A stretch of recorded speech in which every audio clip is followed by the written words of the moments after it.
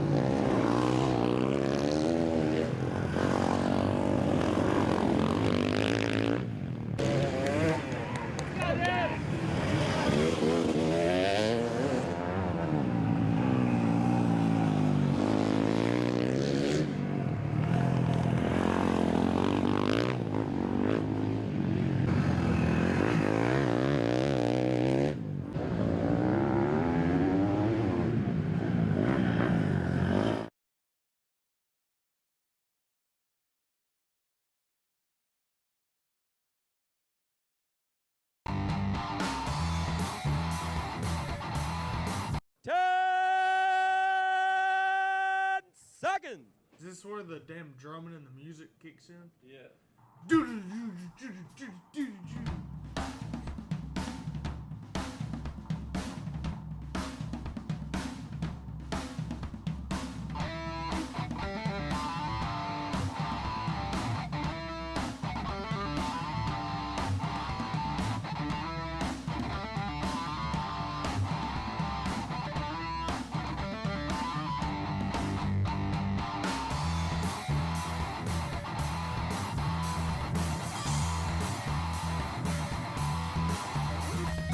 What is going on, everybody? Hello and welcome to On the Pipe Podcast. Today is Tuesday, June the 9th, 2026, years after zero.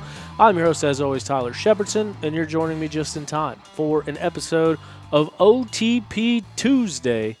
We got Big Rig Craig and Big Tom in the studio with us. We're going to be chatting with them, going over results from around the world. That's right. This past weekend was the Red Bull Erzberg Rodeo in Austria. So we'll chat a little bit about that, see what was going on over there. And then the first ever Watkins Glen GNCC turned out to be a big one. A lot of people there, a lot of traffic, a lot of time to get in the gates, but a lot of good racing action. It came down to the wire. It was an absolutely awesome race to watch. And, we're going to be talking about all of that and more tonight here on the Pipe Podcast, presented by Yamaha USA. Big shout out to Yamaha. Thank them for everything that they do to help us out with the program and to help the sport out as a whole. They do all sorts of grassroots efforts, from racing to Blue Crew things. They have a Blue Crew set up at GNCCs. They're giving out goodie bags this weekend. Johnny Gallagher heading up that Yamaha tent over there at the GNCCs. All sorts of stuff that Yamaha is doing, and we are very thankful that one of those things is being in support of On the Podcast and your news for the off-road world. Here in about 45 minutes at 8 o'clock, we're going to be joined by this past weekend's overall winner at Watkins Glen, Grant Baylor. Allegedly. I will say, Grant Baylor has been booked for the show like 4 times, and then we go to call him, and he doesn't answer. But I got faith. that he's riding high off of this win, and he's turning the leaf. He's going to get in the public eye. He's going to come and join us at 8 o'clock. You can expect to hear from the Grizzly himself, Grant Baylor. But right now, Craig, Tom, what's going on, boys? How's it going this Tuesday evening? What's up? I'm sore still. It was rough up there. A lot of bikes, a lot of four-wheelers. Dude. Long ride in the truck. Track looks super rough, and obviously you went out there and raced in the morning race. What did you think of the brand new Watkins Glen track? I thought it was fun. First time I've ever been to New York at all. So obviously first time racing up there. I struggled with the roots and kind of slick dirt, but I mean if you could ride it, the track layout was fun, and it was pretty cool being that close to the actual Watkins Glen track. I mean, we heard cars on the track all weekend. Obviously not NASCAR, but there was a NASCAR. Was there? Yeah. Oh, I saw that on Friday, but I didn't see it Saturday. I saw your picture of it, but I didn't see it Saturday out there. So maybe, I don't know. I'm sure it was still there. Yeah. But so I mean, it was like just standing in the pits, like you could hear cars all day long. It was pretty sick. I'm trying to think of whose car it was. It was the Peak car. I keep wanting to say Greg Biffle. It wasn't Greg Biffle's car, but Wasn't it it was, number 15? I think it's the same initials. Oh, why can I not think of it? Jeff Bodine. That's Clint what Boyer. Clint Boyer. Check me out, Boyer. dude. It was Clint Boyer's car. Old Big car. CB. But not currently, obviously, because he don't race, and it wasn't him. Yeah, I think it was just some rich old dude that bought one of his old NASCARs. But no, it was cool, and I don't know if everybody heard it, but I guess I was going slow enough in the section close to the track, but you could hear him while you were racing. We actually talked to, so I don't remember if it was Friday night in town. Got some more ice for the cooler, filled up the truck with gas, and these two guys pulled up, seen my Yamaha hat, and he said, "Man, what you got to do with Yamaha boats?" I was like, "No, dirt bikes." And he said, "Oh, what do you mean?" I said, "Well, we're racing at Watkins Glen this week." Oh, he said, like, "You're a part of that?" He said, "What is that?" So I told him a little bit about what GNCC was, and they were mind blown we raced for 2 and 3 hours and on a 10-mile track. He was like, "Holy shit." He's like, "Y'all drive that whole track?" He was like, "Look at this little track we're on. We thought it was big, and look at what y'all are on." I was like, "Yeah." What were they doing? What track were they talking about? So they were up there. So there was a Porsche club that rented the track for a, what do you call it? It was Divorced dads.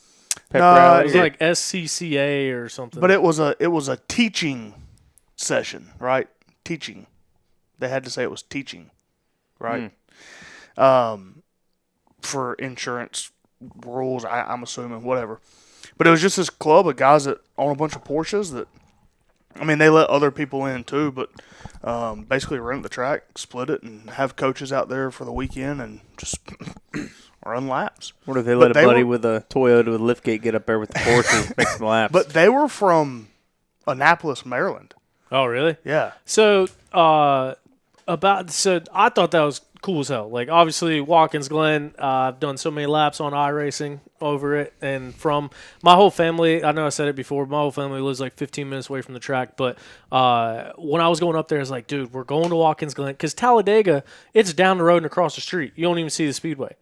And so Watkins Glen is like, dude, with it being a road course, with the history that Watkins Glen has, it's like, dude, I want to see cars on track so bad. And we pull in and I hear them, and I'm like, no way. Yeah. And I drove to the infield, dude, and just kind of walked around and looked around. Like, I went and checked out the bus stop. I checked out the carousel, went and hung out in turn 1 for a little bit.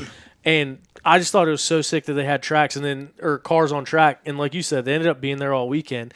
And the craziest part is the first session that they went out for, there was like a Lamborghini, there was a bunch of Porsches, there was that NASCAR, and the fastest car on the track was a beat-up blue Mazda Miata with a giant hood scoop past everybody out there, dude.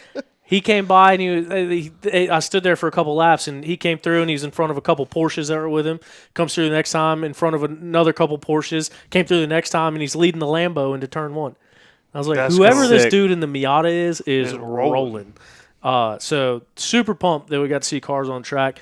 At least that's what I was super pumped about to see. Because, like I said, so they're also Watkins Glen. I think I mentioned this briefly on the show before, but the first place that there was road racing in America after World War II was Watkins Glen. And at that time, they raced through downtown Watkins Glen and like out through the country. And they did it from 1946 to 1952. And then someone went off the track and hit and killed a kid. So they shut it down, built the speedway up in the hill where it currently is.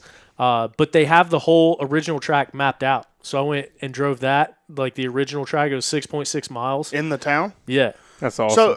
So we stayed in town, and you're driving through there, and all the crosswalks are painted checkered flag, like yeah. everywhere. Not That's just sick. one, not just everywhere. And so Saturday evening, Mom and I kind of drove around checking it out, checked out the Finger Lake, like beautiful up there. Wasn't expecting that. But I was like, I wonder where the track is or was in town. Yeah. Like what roads made up the track. And I never seen anything that did it, but it sounds like you did. Yeah, so I didn't know it was as accessible as it was. So I did a bunch of Googling to find it out, and I found the coordinates and I found the original layout, and I was like, I'm gonna go find this thing. And then come to find out, there actually is signs throughout the whole entire thing. They're little brown signs. But that main road, I don't know if you remember, but where you make a sharp right-hand turn and you go up a hill and immediately to the left to get to the speedway, to get to the track. Like you're leaving Right town. by the state park? Yeah, right after it. Oh, see, we turned after that. I never went that way. Well, If you So- kept going down, it veered off and went up the hill, and then you made a right at a four-way stop and cross the railroad tracks. yeah, I think we're talking about the same place. I don't know. So Maybe. I don't know. Where we turned off, there was like a guardrail at a Watkins Glen building. I think it was there. I don't know. Maybe. So right there in town, right in front of the state park, there's a courthouse. Mm-hmm. And there's a line going across the street and the sidewalk. That was the original start-finish line. Oh, okay. And then you go to that next light, make a right, and you turn right, and then you immediately make like a 90-degree left up a hill. Okay. And you start following that out, and then there's signs that kind of point you around the loop, and then it ends back on that main street. It's pretty sick. But it was the layout. Was it the exact layout of what the track is now? Yeah. No. Not what the track is now. What it but, was. Yeah. All the roads except for one are still the same. So, like, that loop is what they were racing except for the S's. Yeah. They straightened the S's out. Okay. I guess people kept reckoning them. But, yeah, when we got to the track, like I said, when they were out on the track, and I saw, like, I could see where they were driving on, and the gate was open. I was like, dude, like, I'm in a Tesla Model Y Performance. I was like, I want to get out there. I just want to do one lap. I know the track. And I was going to ask what their all-terrain tire lap time record was, see if I go out there and beat it. Were they running like the NASCAR layout or the whole extension and everything? They're running the whole, the Okay. boot, they call it. The boot. Yeah. Das Boot. So basically where you come after the bus stop and go down around the carousel, and then the cup race goes straight all the way down that straightaway over the bridge and makes a left. Instead of hanging that right, you basically go straight out of the carousel, and then it goes down there and does a big left-hander, right-hander, right-hander, right-hander. I've been playing it a bunch. But no, it was really cool. I was pumped to see it, pumped to see cars out on the track. A lot of damn people at that race. Yeah. Like I said, just seeing the drone footage and seeing the campers, and I was trying to see what the total number of riders were throughout the weekend. Obviously, they ran the Big Buck and Ironman schedule because they anticipated so many people. Dude, they ran out of wristbands at the front gate. Did I tell you that? Because we noticed that coming in Sunday morning. Dude, there was 360 guys in the PM race.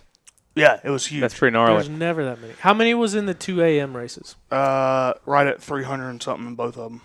Oh, really? Yeah, I checked. So that's almost 1,000 bikes. So Yeah, we pulled in and like we're coming to where the camper dump is, passing the line of people coming in, and they're handing out those old like plastic ones that you flip over and snap. Yeah. And I told Mom, I said, damn, they ran out of wristbands. And when we left Sunday, we were gonna ask, what's the guy's name with the big beard? Keith, super main nice guy, dude. yeah. Keith. I was gonna ask him if he was up there, how many wristbands they made, just if he knew, but he wasn't standing there, so we just rolled on. Yeah. But somebody had said that they had 1,800 bikes pre-registered. That's insane. That's- Because I mean, that's you got youth, you got micro, you got 2 morning races, you got the pro bikes. I mean, over 360 something in the pro bike race is a ton. Yeah, and I think it played a big part, like in the race too. Well, there's just so many more people up there too, and like whenever we had Unadilla, that one I raced was like 900 some riders. It was at the time the record is 2013. Yeah, 900 some, and that was one morning race. well, and they Triple digit numbers everywhere, dude. yeah. So Kevin Campbell says he has PTSD from it. 4 digit numbers everywhere. Well, and it was it's a not co-sanctioned, it's a tri-sanctioned. Is that the right way to say it, T-Shep? I don't know who else was. Nio and D6. mm, Yeah. So it's GNCC, Winoa, and D6, which is pretty nuts. yeah, it's pretty slick. But no, it was fun. It was if I suggest if you didn't get to go, add to the crowd next year and go back. Yeah. Yeah, I'd like to go up. I heard that they signed a multi-year deal. Yeah, I'm sure they did. Especially if so we were talking to some of the Watkins Glen people and some of the people in the club and stuff, and the lady that works at Watkins Glen said that we had more people than they had for the NASCAR race. Were you there when we were talking about that? I think you told me that. I was about to mention it, but yeah, that's insane. That's pretty wild. See, and never mind. About said something bad. trying to stay out of it. But it's like did you go through Williamsport? Yeah. And then up that whatever road that was, like through that gorge, and it's just, dude, it's like driving through Along the river and past the Little League World Series. Yeah, and then you cross that river like 15 times. Yeah. But you're driving up through there, and it's literally driving through western North Carolina, like through the gorge and the mountains and stuff. But the difference is like that the whole like bottom where the river is like 10 times as wide. So like when you're driving, you can see. It's not like looking straight up the mountain, right? You can look for miles, and there's no houses. None of it's developed. It's just all trees. Yeah. And it was sick. So I slept that last little town right before you get to that highway section by the river. It looked like there was nothing up through there. So that last little town is like 2 a.m. Drove through the night Thursday and slept for a couple hours, but then I woke back up at like 5. So I drove that whole river section like as the sun was coming up too. Oh, that was so like cool. sun was coming up over the other side, and yeah, like you said, really undeveloped. But then there's like a couple houses like up in the hills, like looking out over. I was like, dude, this is a sick little drive. Did you see the windmills? You didn't see the windmills? No, I don't remember seeing any windmills. Dude, I did. So you did? Oh yeah, I seen them. So going north you could see them, but coming south you could see it was a whole ridge line, dude, with like, there was probably 20 windmills up there, and they was getting it, except for like 2 of them, they were broke, not moving, but saw some Amish. Did you? Yep. I didn't see that either. Seen a horse. Central PA is the place for them, though. Seen a horse and carriage going backwards up the interstate. Hell yeah. Yep. He was digging. He was leaning back, whipping that thing. They don't believe in cars and they don't believe in road laws. Or taxes. Seen a bunch of them riding bicycles down the side of the interstate. Dang. We got fuel in Lock Haven, Pennsylvania, which is the last town you stop at before the Rattlesnake National Enduro. Yeah. So we landed, and as soon as we took back off, Josh was looking around, and he's like, dude, this is the town you go in. I don't know if neither one of you been to Rattlesnake, right? No, but Toth was telling us about that. It was just super kind of funny because we just picked the place with the cheapest fuel in the area. As soon as you take off, dude, you're right. We're going right over that like Weavy Road that heads to the clubhouse or wherever you want to call it over there. As So it was kind of cool. But I know what you guys are talking about as far as I could see all the rivers and stuff. It was pretty slick. So this whole ridge is all windmills. Oh, And then that's the interstate. I went up 15. Yeah, that's 15, Liberty. Oh, And that whole ridge is all windmills. I Here they guess are. we got into it. Yeah. Craig wasn't BSing. He's got a video of it.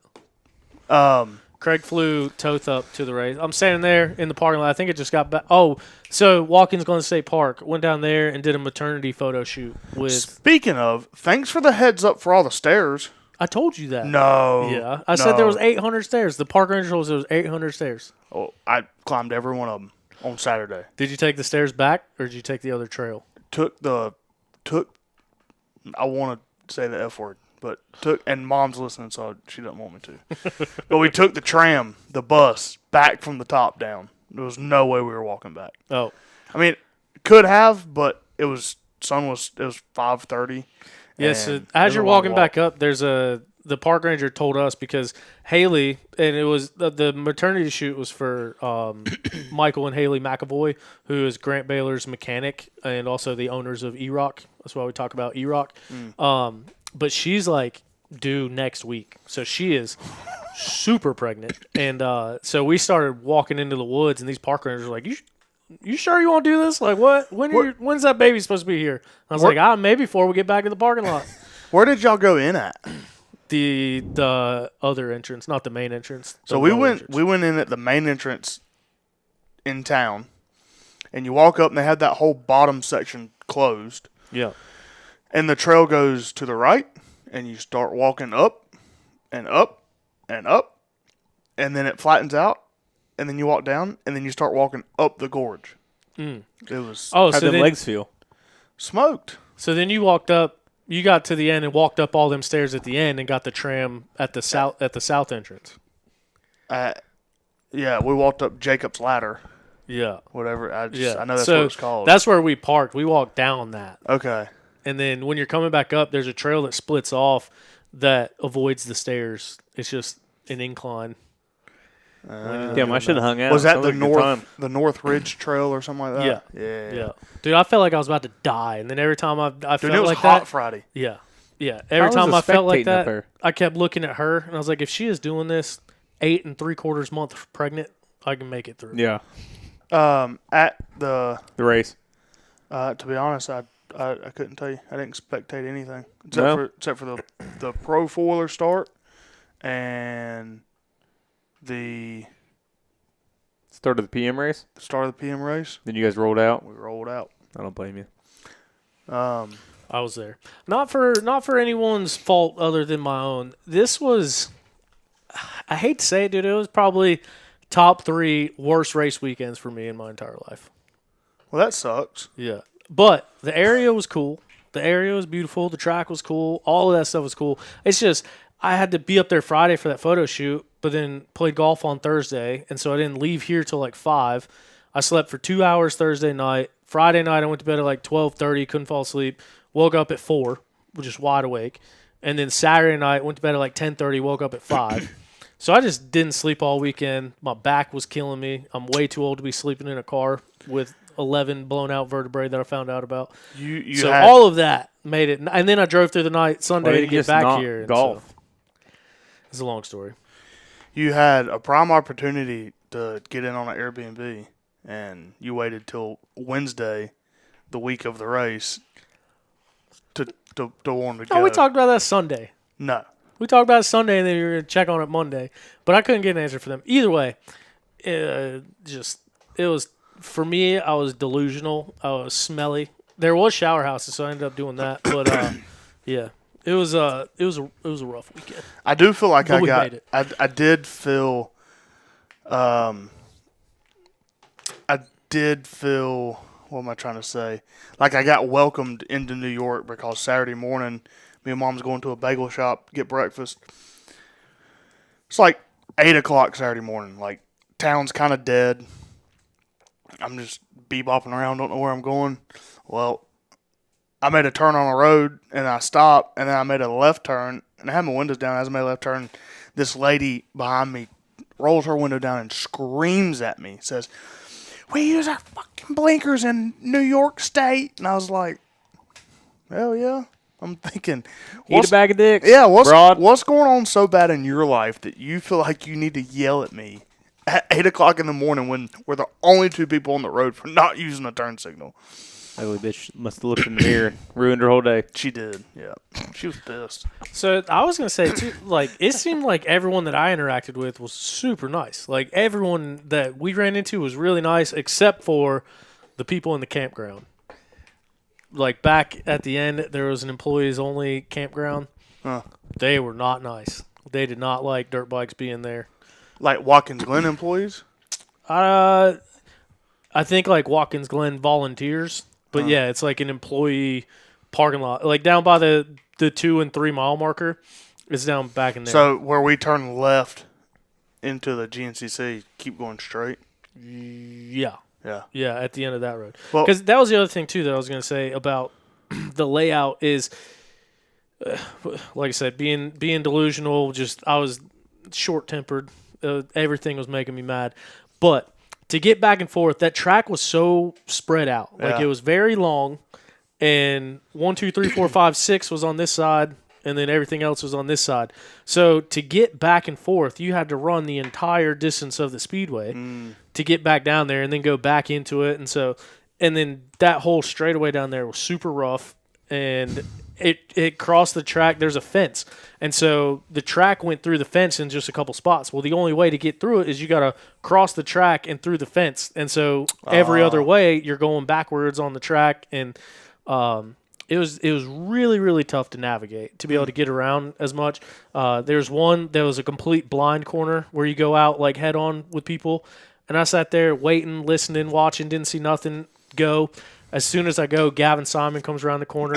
He's haul-assing at me. So I like got on it. I texted him afterwards. I was like, how close is that? He's like, I saw you get on it right after you see me. So yeah, it was, and it's tough because like you said, there's when you're dealing with that land and there is that fence there, there's fences all over the place to keep people out of the track, obviously, but it made it tough. And like I saw a few other super sketchy situations of people trying to cross the track in these only small track crossings by the fence. And Did you see the old barn that's on the property? the one from the music festival? Yeah. Yeah. Did you know about this music festival? Yeah. So, Craig, there's this old barn there, and they had a music festival up there. When? 60s, 50s? I thought they said like 79. Anyway, and they were supposed to sell 600 tickets, and they ended up selling like 600,000 tickets. And said that so we raced by some like old cars in the woods that were broke down. Supposedly those were left there from the music festival. Holy shit. Yeah, 1973. Is it Featured the Allman Brothers, the Grateful Dead, and the band, drawing an estimated 600,000 fans. A Guinness World Record. Oh, that's freaking sick. Could you imagine? So when we were, because I heard him talk about that in a little bit of the broadcast that I heard, and not to incriminate anyone, my uncles are from upstate New York, and Were they there? they've gotten into some trouble. I'd like to ask them. One of them is no longer with us, but I remember him telling me stories about how they used to steal cars, and like I said, they're all from that area. Yeah. They would go hotwire cars and this was his words, drive them as far as they could into the woods till they got stuck, and then they just leave them. So that's what I was sitting there good, thinking clean about. fun. That's what I was thinking about with these cars left in the woods. Like these Might people be one of your uncles. might have been, dude. I want to ask him. Well, there's one that I could still ask, but the one that told me all the stories, Yeah. he passed away a while ago. But I remember as soon as I saw one of the cars in the woods, I started thinking about that. It's like, we're in upstate New York. We're near where they live. I wonder if one of them drove one of these cars out here. That's wild. I think there's a couple of those at Brown Mountain. Yeah. Yeah. There's one right now because there's a new Toyota that just posted on the Brown Mountain OHV page that they got broke down out there and was looking for help. Another one. So if anyone wants to part out a 2018 Tacoma. What was the, I know where it's at. what was the other one, like an Xterra or something? I seen some bullshit. Yeah, it was a car that should not have been up there. They put stinking rough tread tires on a sedan, SUV, whatever you want to call it, and went and got it stuck at Brown Who would do Mountain. that? It was like an Xterra, and they were like halfway backwards down trail too. Dang. I remember there was one on. I don't remember if it was Trail 1 or Trail 4, but it was a Jeep, like a stock Jeep that was flipped over. That was on its side. That was up there for like a month I don't remember before that they one. got it out of there.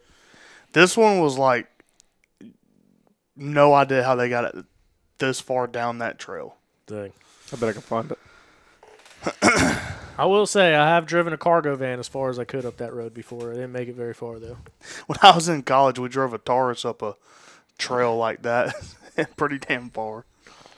But yeah. Here's Toyota. I was sitting right in the middle of the trail. Yeah. Beautiful. Need some parts. All right. Well, it's 7:41, which means we're about 19 minutes away from being joined by overall winner on the weekend, GRB Grant Baylor, the Grizzly.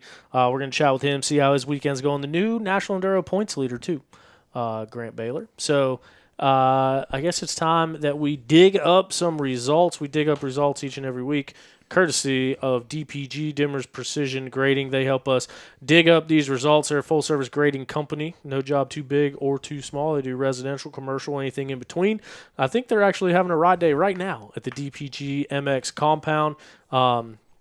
So, yeah, they help us dig up results, and they can help you dig up whatever you need dug up. And now, let's get right into it. We'll start things off with the Watkins Glen GNCC, the race of the hour. What a crazy race weekend this was. Going into the last lap, dude, you could throw a blanket over them. And I know people say it all the time. Stu said in his interview that the lead swapped 6 or 7 times in the middle of it. And so going into it, it's like it's anybody's ball game. Stu was in 5th. He got up to 1st. He crashed. Grant Baylor goes into the lead. Liam Draper's in the mix. Ben Kelly was out there leading laps. All sorts of stuff going on. What an amazing race that came down to the wire for these ones. But at the end of the day, they came through wheel to wheel to wheel. Grant Baylor was the one leading the way, though, taking the first place spot and his first overall win of the season, his first podium of the season, and he does it in the center of the box. So what a ride by him. Liam Draper would end up in the number 2 spot, and with that number 2 place finish, Liam Draper takes over the points lead as we head into Snowshoe. Just one more race before the summer break, and yeah, Liam Draper, your overall points leader. He'll be holding the white plates as we head up the mountain to Snowshoe. Stu Baylor would settle for 3rd place on the podium. He was not happy about it. He speaks his mind. He had a lot to say in the post-race interviews, but obviously got off to a wonderful start in XC2. XC2 hole shot for Stu Baylor. Unfortunately, that puts him at the very end of the XC1 row, but I think by lap 2, he had already worked his way up into the lead. So we talk about it being a new track, a new venue. Stu tends to stand out and do well, and it's these races where if Stu gets a good start, he kind of manages the race from there. But it seems like more often than not, he's starting in the back, working his way up through the pack, had a couple bad falls. He came through first or second lap. His entire jersey's ripped off. The whole right sleeve is gone. The left kidney area is ripped open. Just all sorts of issues out there for Stu battling his way back, but he did make it to the overall podium with a 3rd place finish. And like I said, he was bummed out about being in the lead on that last lap. And I guess right after he took the lap, he went in a line that he'd been going to all day, and there was a lapper in it. Took them both out, and then that's where he gave up the lead to Grant Baylor, and Liam Draper ended up getting around him too. So that was your top 3, which also is the top 3 in point standing for the National Enduro Series. So we talk about this being a new track. We talk about it being rough. We talk about the terrain and the environment that is out there. And the top 3 guys in the National Enduro end up on the top 3 spots at the GNCC Series. And I think that goes to show like that breaking down trail, reading new trail, and figuring your way out through the woods, I think goes a long way there, as we can see with those top 3. Ben Kelly, who was in the lead of the points, leading the overall points when he crashed at the Old Gray and banged up some ribs and obviously got 0 points that round. Raced at, what was the round before? Powerline Park. I think he got 8th place at Powerline Park, if I'm not mistaken. So working his way back into it, and Ben Kelly spent some significant time out in front in the lead of this race this weekend. And as we mentioned, it was so close there going into the last lap, just get shuffled all around. He ended up settling for a 4th place finish on the day. Obviously not the points he was looking for, but still very solid and valuable points in this season-long championship. Grant Davis looking to rebound and become, once again, the Grant Davis that we have seen over the last 2 years, the guy that was breaking records, the guy that was bringing it down to the wire, the guy that was doing things that had never been done before, has been running into some bad luck this past year. We talked to him briefly last week on the show, and he mentioned that he was frustrated with it, and he's ready to get back to the top step of the podium. He goes out there, puts in a 5th place ride. He was out in front, too, there for a little bit, and then all of a sudden came through with no front fender. So it sounds like this track was reaching out and biting some people throughout the weekend. I think a lot of that was lappers. Yeah, that was the trending topic after the race was the lappers, which like I said, it's kind of a good problem to have. To have that turnout, to have that many people there, is excellent. You know what I mean? So, but. And you think, like, the pro bikes race is what, usually 130 to 150 riders? So this is right more around, than more right than around double 200. that? Yeah, on a 12-mile track. So, yeah. Sounds like traffic was a problem out there. But Gus Reardon gets his 3rd win of the season. He finishes 6th place overall. Go ahead. What? I think you're about to say what I was going to say. Now I forgot what I was going to say. He led the overall yeah. majority of the day. Yeah. Fell out of it and then put in a heater, got back into it. And I think going into the last lap, they said he had 18 seconds. He was 18 seconds up. Yeah. Yeah, going into the last lap. But then gets shuffled down to 6th because, like I said, those XC1 boys were all in a group. They were all pushing each other. They all saw the leader. They all saw the finish line in sight and really put down a heater on that last lap and was able to gap Gus Reardon, bump him down to the number 6 place overall. But that doesn't matter because he got the XC2 win. As I mentioned, his 3rd win of the season, and he was down 5. And he just gained 5. So now him and Tino should be tied, right? Mm-hmm. So Gus Reardon and Jason Tino now tied. So Jason Tino came into this one with a share of the white plate, and he will go into Snowshoe with a share of the white plate with someone else. That's pretty wild. Yeah. So Gus takes the XC2 win. Jason Tino holds on for 2nd place in the XC2 class. Jack Walker would end up 3rd place in XC2, 9th place overall. Those guys were all up in the overall as well. As far as the XC2 guys, at least 2 of them, and at a lot of points, 3 of them were the top 2 and 3 spots in the overall throughout the day. So great ride by them. Ryder Lafferty. We talked about a couple guys that kind of came out of their shell this past weekend. Ryder Lafferty was one of them. He put in a really good ride. Obviously, Grant Baylor being the other one. We haven't seen him on the podium. We know what he's capable of, but we just haven't seen it.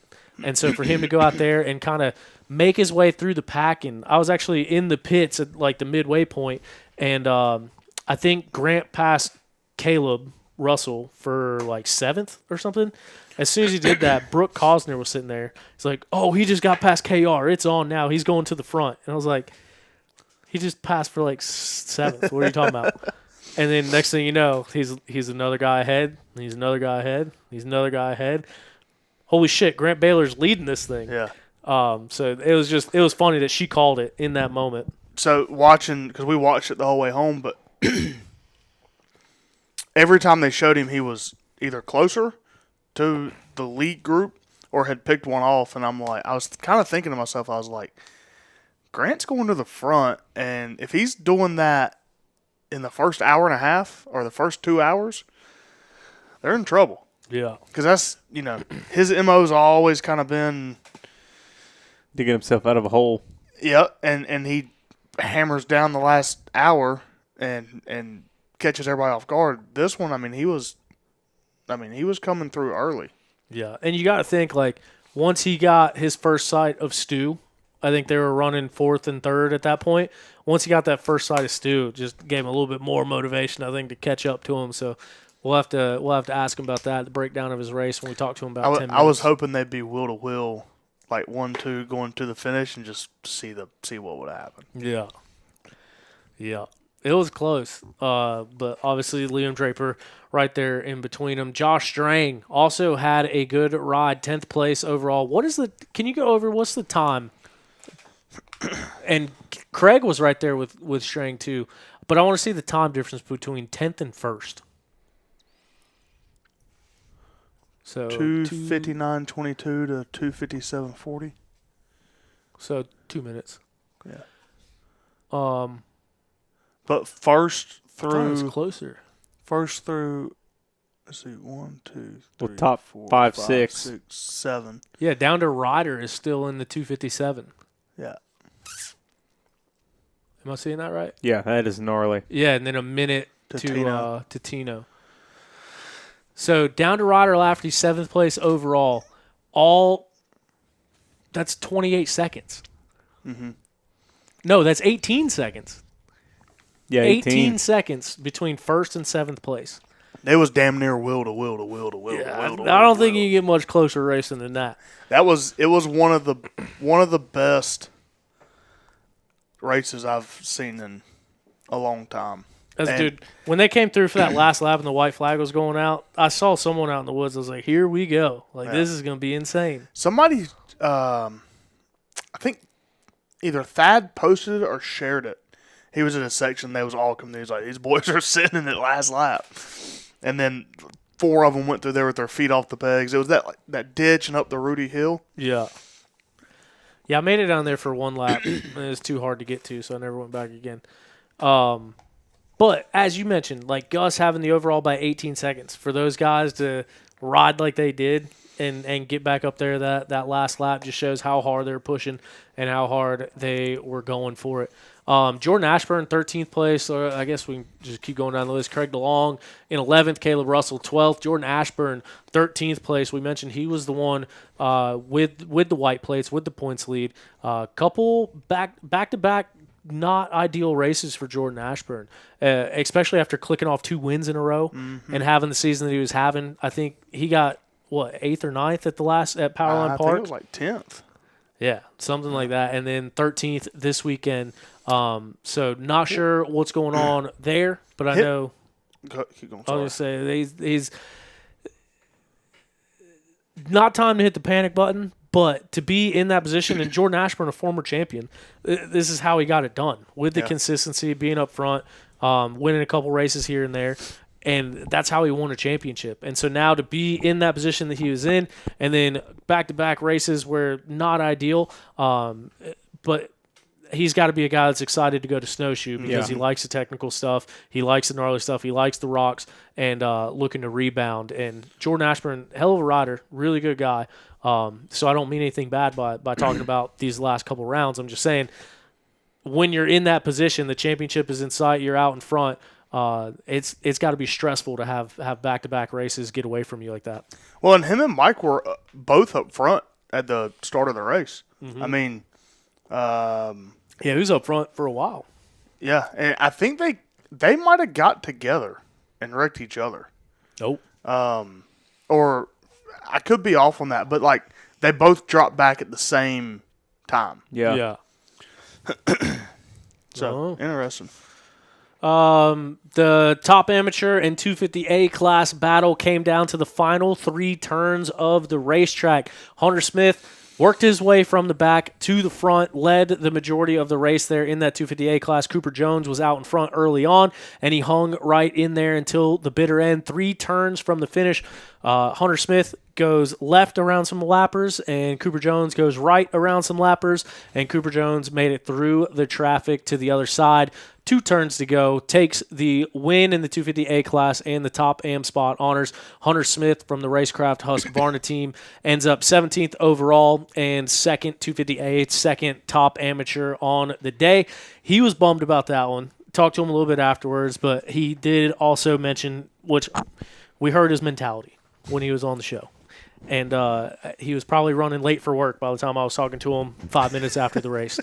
But just kind of mentioned, like, how cool is it that I've come this far to where I'm pissed off about a second place? Yeah. Where it's like most of these guys are pumped to be on that top end podium. Hunter Smith was not pumped to be in the number 2 spot. And he told me, too, right after the race, he said, I would have rather lost by 9 minutes than to lose in the second to last turn. Yeah. He's like, that just made it so much worse.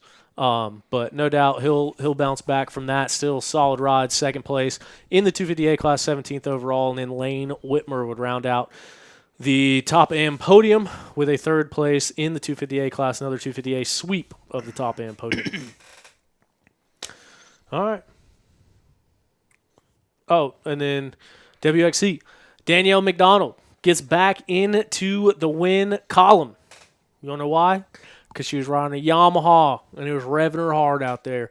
Danielle McDonald, we mentioned she is technically the points leader, but it's going to come down to a battle of wins between her and Brandy Richards. This time she gets the best of Brandy Richards. She takes the win in the WXC class, the overall win in the morning. Brandy Richards in the number 2 spot. So still solid points for Brandy and leaves her to where her drops.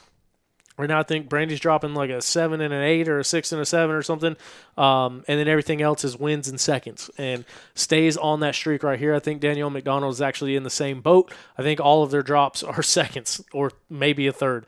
So this one is going to come down to the wire. It is going to be who can win the most races as we come down the backstretch of this GNCC season. And then Corey Steed still right there every bit in the mix, this time third place on the weekend. She can still click off a couple wins and work her way back into this thing. Obviously, she's got that number 1 plate on her bike, the reigning and defending WXC champion, to get her back in the mix. Look forward to seeing a couple strong rides from Corey Steed as we come into these the last round before summer break. How crazy is that we got one more race till summer break? That just doesn't even seem right. It means there's only 4 races left in the year that pay points. Yeah. Is it 4? I think it's 4. Or 3. This was round 8, I think. Yeah. Yeah. Yep. So we got 9, 10, 12, and 13. Yep. So 4 rounds to go. 4 races left that pay points. I was curious. Wonder what happened between them on the last lap because they were wheel to wheel. They're pretty close to the finish, and like Brandy was 14 seconds back. Yeah. I don't know. It might be one of them things where they're battling and she goes down, and at that point, Or Slides out, you don't see her. Or lappers. Yeah, that's what I mean. But I'd say that's another thing. Like lappers are such a big deal. That place has had one off-road race there. So I mean, is that true? There hadn't been. I think that was the races there before. It's the first one. First one ever, right? Yeah. Yeah. So, from my knowledge, yeah. I mean, it's not as wide as the rest of the races. Every single race, pretty much, other than the exception of 2 or so, has been rode 20 times. And I tell you what, it was nice that it wasn't a mud fest, and so that place is not just absolutely ruined. Yeah. Like normal. But like, so you were on the track. Obviously, I didn't ride the whole track, but I saw a good bit of it as I'm riding around filming. That thing looked really rough and like really whooped out in a lot of sections. Like, I was surprised at how much it broke down for it being a first-time venue. Great dirt. Dirt looks sick. Yeah, dirt was good, and we got a big rainstorm, Saturday morning? Needed it bad. Yeah. If not, it would have been a Needed dust. more. Yeah. Well, honestly, there wasn't any dust in the woods. Fields and stuff were dusty, but that's kind of to be expected after 2,000 riders have been on the track. Everyone I talked to from down here that went was like, dude, I've never rode routes like that. The roots kind of screwed me up. Honestly, the roots kind of reminded me of snowshoe routes, but not as slick and not as consistent. But like where the root balls were, it reminded me of snowshoe routes. Yeah. I thought it was a lot like Tennessee, like dirt-wise, not as rocky but more rooty, and that kind of slick, deceiving. Looks like you have traction, but kind of slick dirt. But then talking to a couple guys, they were like, "Shoot, it had more traction than I thought it was going to. Like good traction." So I don't know. Yeah, looked like a cool track, cool venue, cool area to be in. So yeah, cool to go down there and see the Watkins Glen race this past weekend. And like I said, bonus to see cars on track. I was pumped about that to check it and see it. But speaking about good weekends at Watkins Glen, I got a feeling I know a guy that had a really good weekend down at Watkins Glen, and that is because he is gonna wait just a second before we get there and talk to him. I think he was connecting his AirPods. Yeah, and I think he double-clicked the AirPods and hung it up. So we'll get him back on the line here in a second. But I was ready to get into the intro, trying to loop him in on it. But we're calling him back, getting him back going because, as we mentioned, great weekend in Watkins Glen. Overall, having a good season, trying to figure it out at the GNCCs. He is the current points leader in the the American National Enduro Championship Series, and coming off back-to-back wins at the National Enduros, and now he adds a GNCC win to the resume as well. So all around having a great season as we check in now with the AirPods that hung up on us a second ago. Is that what was going on? We're getting dialed in or what? Yeah, I think so. Never used these things before, so trying to get them figured out. There we go. Well, dude, welcome to the show. We've talked about it a bunch of Thank you. times. We hang out obviously on all the race weekends, and we've talked about the show, getting you on here. It hasn't worked out one way or the other. We got you. It took a GNCC win at a brand new venue, and now we got you live and in the flesh. So welcome to the show, dude. Thank you. Happy to be here. Is this first time? Yeah. Oh, shit. First appearance on OTP. And he's got a putting green hat on. You might like that, huh, Tyler? The elusive. Oh, yeah, environmental golf. Look, he's even a company man. He got the team shirt on. We're dialed in, ready to go. Yep, professional here. There we go. Well, man, tell us about it. We'll get right into the weekend. Watkins Glen, obviously, brand new track, brand new venue. I think Stu mentioned on the podium, the top three guys on the podium, you, Stewart, and Liam. I guess you, Liam, and Stewart. Top three in points at the National Enduro Series, and I don't think that is by coincidence. I think it kind of lended to your guys' way of trail riding and just kind of going through it. So tell me about the race and what it took to get the win out at Watkins Glen. Yeah, man, definitely. The trail was quite a bit different from what we've seen all year this year with GNCC. Everybody knows it was new trail, so a lot of routes and stuff, and it was pretty technical compared to what we've had all year. So there was also a lot of good options out there. It wasn't just one main line, which most of the trails this year have just been one line, and it's kind of hard to get by when it's just quad width, and every corner they tie it down to like 10 feet wide. So I've had bad starts just about every race. The bike's been getting off the line good here lately. I've just been getting pushed out by the same rider every start pretty much. So just trying to avoid that rider here and Was he your brother? moving forward. But no, No, he was still sitting on the starting line. Yeah, he was. no, definitely not my brother. Yeah. So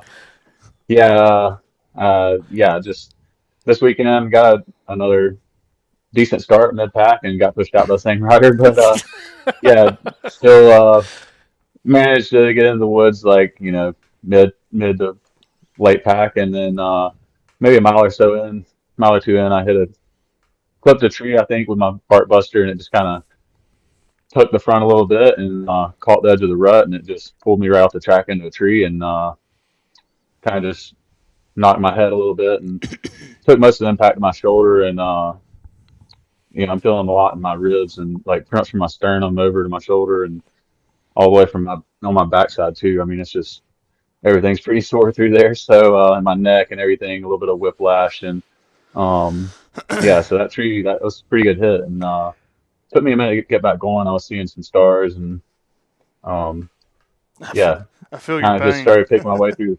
Yeah, that was a good one, man. Those Trees didn't move out there. Did you see me hit that tree? No, I didn't. Was it right there where those trees came real tight right before that, and you got up beside that log on like a hot line on the right?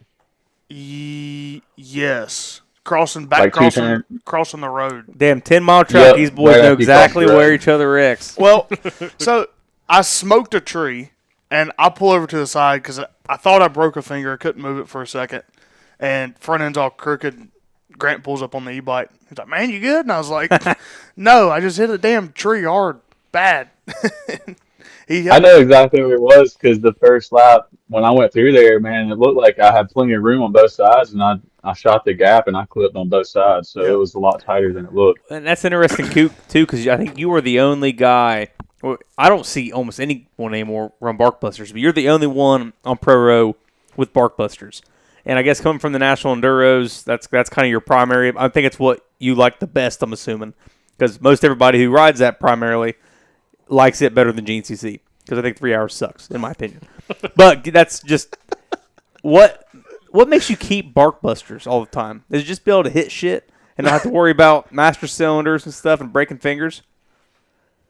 Yeah, a little bit of everything, man. I'm not really an enduro guy. I mean, I've become an enduro guy over the years. Started out more hair scramble stuff. Three-time champion. I mean, our local. Not really an enduro. Yeah. I mean, It I'm not just really- worked out that way. I'm good in enduros, but I mean, I grew up doing hair scramble stuff. I mean, the Citros, our hair scrambles growing up were pretty tight, more like enduro trails, so a little bit tighter stuff, I guess. And then just grew up riding tighter stuff around the house. But anyways, yeah, back to the Barkbusters. I've always run them since I started racing, and I tried going without them a couple times. Tried racing a local one time without them, actually Citra, and busted my fingers up pretty bad. And I was like, oh yeah, that was a dumb mistake. I probably should do that again. So from there on, I kind of just stuck with the Barkbusters, and then went to 6 days for the first time, and Auntie was like, man, you're gonna have to lose to the Barkbusters. There's nobody out here is running them. You'll be the only guy in the field, and it'd just be silly for you to run them. And I was like, all right, I'll throw the flags on. So we threw the flags on, and we went to the test track to break in the race bikes. And the test track was down in this big rock pit, and it was like big river stone, and it was almost like a sprint enduro track and a straight river stone bed.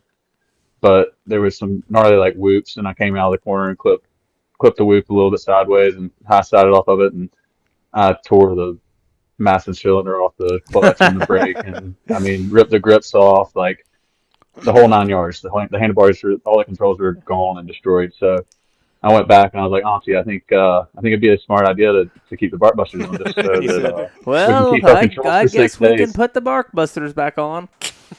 Yep. So we mounted them back up, and that was kind of like second incident. And then a couple years later, this was 2019, I believe, riding on Teely, and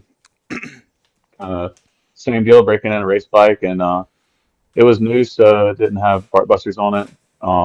Actually didn't have flags or anything. It was just straight bars. So I was riding around on a little tight trail behind my dad's house, and I clutched with just my one middle finger like that, and I had a really small little grapevine just slide under my finger, and it came all the way to the base, and it pulled my knuckle back into my hand and Oh, gave me shit. a boxer's fracture. Like, didn't even wreck, man.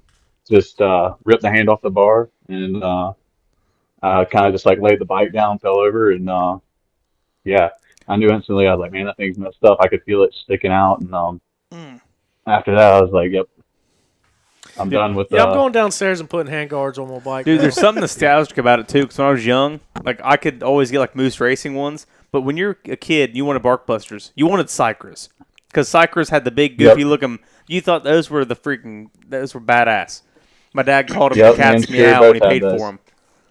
Yeah, and then now, I wouldn't, I wouldn't run them now, but he should. Don't screw it up now.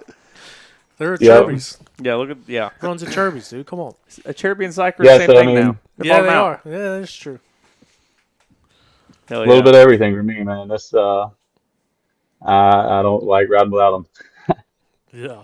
Well, it seems like you ride pretty good with them. And you mentioned the hitting the tree that got caught on Racer TV. When you're talking about it on the podium, I think they let you know that was on Racer TV. So we got the full footage you hitting the tree and coming to a complete and abrupt stop. And then you kind of mentioned it here before, but you said you were seeing stars. It took you like a mile or so to get going. So I mean, what was it like? How long did it take you to shake that off and get back going and wanting to push it again? Man, I would say probably around a half mile to a mile. It wasn't too long. It was just I saw stars maybe for around 20 seconds after it hit, and that was funny because like I've rarely ever hit my had an impact, and I think it might have just been from like the full body impact, how my body just went into shock, just taking that hit. But Oh, look at the that dog. dude. Um, No, he can stay. Hell yeah. yeah, so I don't know, man. It was kind of weird. I don't feel like I hit my head or anything. It was like obviously after that I rode fine, and yeah, it was just weird. I didn't really feel like too sore until after the race. I got off the bike and I was like, man, I'm feeling it now. I definitely can tell I hit a big tree, but So yeah, I was fortunate not to get hurt from that. and back to obviously coming from the back of the pack, I thought the track, and obviously I'm nowhere near where you guys are, but I thought the track was going to be hard to pass for y'all, just because it was. I thought it was pretty fast, and Knocked the whole table over. do what? He dog about knocked the whole table over, he says. So I thought it was fast, and I thought like for y'all it was going to be hard to pass. So like coming from the back, where'd you find spots to get around everybody? So Barkbusters. it was Made him. it was actually harder to pass than I was anticipating after I biked the track and everything. There was a lot of lines, but everybody else has e-bikes, so they all see the same lines that I see. So yeah, most of everybody was on the good lines, and it was still pretty hard to pass. But being super rooty and kind of, it wasn't tight like smashing your hands off the trees tight, but it was super tight, turny track. Mm-hmm. You were turning as hard as a bike could in a lot of places, and on the routes, so it was everybody was bound to make a mistake here and there, and I think that was where I made a lot of the passes, or a few of the passes, and then a lot of the passes actually made from pit strategy. I believe most of the guys pitted after lap 3, and I pitted after lap 4 going into lap 5. So we just got on a different lap there, and when they all went into pit, I made around 4 or 5 passes there, and then was able to kind of push that next lap and open up more than a 10-second gap. That way that the next lap I could pit and not lose any of those positions. So that worked out really good. And then, like I said, a few guys just kind of started making mistakes, and um, some lappers were helping out a little bit there too. Like with Den coming into the finish line, he stalled. You couldn't really see there from the drone footage, but that left-hander, and then we swept right, and then the next left-hander I passed him in. That left-hander we tucked into the tree line there, he stalled and went to the inside line, so I dove to the outside, and you guys bike fired up pretty quick. And it was just enough to where he got hung up in behind the lapper into that next turn, and I saw the gap, so I shot it, and so the lappers kind of helped out a little bit there too, and yeah. Other than that, I think I made a pass on Pro Row with Ryder Lafferty, and it was kind of crazy out there, man. It was for me. I actually didn't hit the ground all day.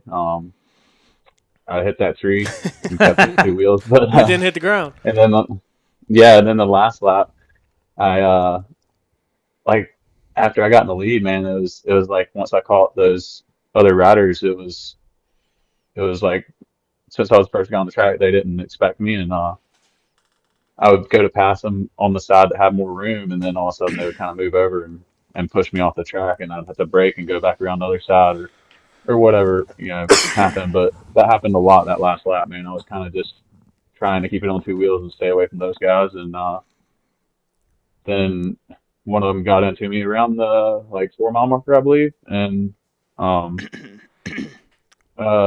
Stewart was, I don't know, 5 or 10 seconds behind me, but it was just enough. The guy fell over, and his handlebar like went into my engine, like right below the gas tank and stuff, and my bike didn't hit the ground. Like I was still holding it up, and just like saying, "Come on, let's go!" Like, and the guy grabbed it and he got it up pretty quick, actually. So kudos to that guy. But it was just enough. Stewart like barely squeezed by me, and two turns later, he hit a big root, tucked the front, went over the bars, and I was like, "Sweet," like it couldn't have worked out any better for me. So it would have been like I was saying, it was hard to pass, like especially towards the end of the race. Man, everybody knew where the good lines were. I was watching actually. I went back and watched the feed, and I noticed there was a lot of lines that I was on that those guys weren't on until they got behind me. So um, it would have been hard to pass those guys when they were on my lines. Yeah. And so I kind of wanted to ask you, I told the story a little bit ago on the show before you got on here, but I was in the pits the lap before you guys pitted. So you guys actually, you and Stewart kind of waited an extra lap to come in and pit, and then a little bit of discombobulation there in the pit. But you got to figure it out. You got to dial it in and back out there. But the lap before that, I think we were sitting there watching Racer TV, and you made the pass on Caleb. And I think that was like for 7th place or 6th place, if I'm not mistaken. And when you made that pass on Caleb, Brooke started jumping up and down, and she said, "He's going to the front. He just passed Caleb. He's going to the front. Today's the day." And so I guess just kind of her calling that, I think I looked back on it at the end of it, and I was like, dang, like she hit the nail on the head. But wanted to ask you, at what point in that race did you tell yourself that I'm going to the front? Man, I've been telling myself all year because I've been right there all year. These guys, everybody, I've been finishing, 7th, 8th place a lot this year. So, but I'm only a minute and a half off the overall, so it's not much, and Yeah. a lot of it comes down to the start and stuff. So, I've been telling myself that all year. It's like I can see those guys right around the corner, and yeah. So like this weekend, same deal. Like I was in the back of the pack, and Uh, I could tell after the first lap or two, like it wasn't going to be as easy to pass as I thought it was going to be. So, um, I was kind of guessing it. I knew going into the day, like I felt good mentally and physically, like better than I have all year physically. So, um, I felt good and ready. So I felt like I was ready for a podium before the race even started. But and I guess after the pit stop, or after those guys went in the pit stop early on, I made those passes and was able to get back out of my pit stop in front of them. That was kind of when I realized, like, hey, we're in a really good spot for this. So, yeah, I would say that was probably the moment I started to realize, like, this is definitely going to be a podium day. Well, and it probably helped that, and I don't know how this happened, but all of y'all stayed. What do we look? 1st through 7th was 18 seconds apart. Yeah. Normally that spreads out a little bit more than that. From you to Gus and Ryder ended up being 18 seconds. What you got in that cup? Yeah, that was tight. Some coffee. 8 o'clock at night. Now, like you said, the way as tight as everyone has been, it makes it tough because you have those good days where you're only. Back in the day, if you're a minute and a half off the lead, you're on the podium, and now you're a minute and a half off the lead, you're 8th place. So Yeah. it's Yeah. crazy how tight it is. But speaking of that, did a little bit of research. Looking back on it, it looked like. Correct me if I'm wrong, but Snowshoe 2024 was your last time on the podium. And then your last win was Camp Coker in 2023. And you're a guy that any given weekend you can go out there and win. Like you're always in that betting pool and can wick it up like you mentioned. But how does that feel to return to the podium and do it in the center of the box? But then, like we mentioned, it was April of 23 that you got your last win. Have you felt like that you've been deserving of that win before now? And I guess what does this win do as far as going forward in the confidence? Yeah, I feel it was long overdue for sure. Especially coming into the season, like I was really prepared to come out swinging this year, just because how everything went coming into the season. Just Yeah. I was fired up. So yeah, I came out Big Buck, man. I was running really good at Big Buck. I feel I should have been on the podium that day, but yeah, just stuff happens.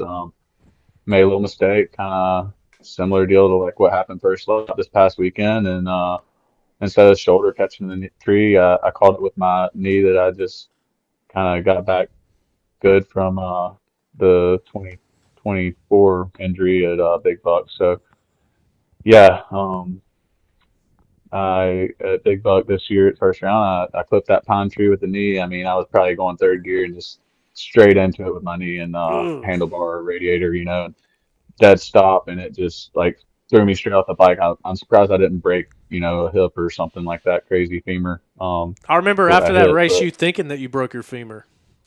yeah, well, I didn't, I knew there was something wrong in the knee area. There was a lot of pressure and it swelled up like instantly and started turning black and blue. So I knew something wasn't right, but it wasn't like that bad. I knew it wasn't like a broken femur or something. Like, obviously it wasn't horrible pain, but I ended up tearing a lot of cartilage in my kneecap. So yeah, and I tore the bursa sac in there as well. So that burst and just added a lot of pressure and pain to the knee for quite a while actually, until I know the moment that it started feeling better, it was crazy. I was out biking the track at Florida and on Saturday, and um, I tucked the front in the sand a little bit, and I tried to pedal out of it real hard, and I pushed down on the pedal, and my knee popped real bad and or real hard, and it hurt pretty bad. And yeah, after that, the pain went away like 10 seconds later, and man, my knee's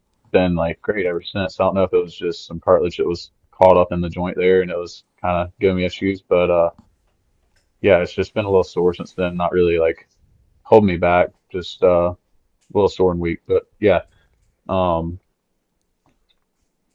yeah. Other than that, yeah, it's just I feel like it was a little long overdue. Uh,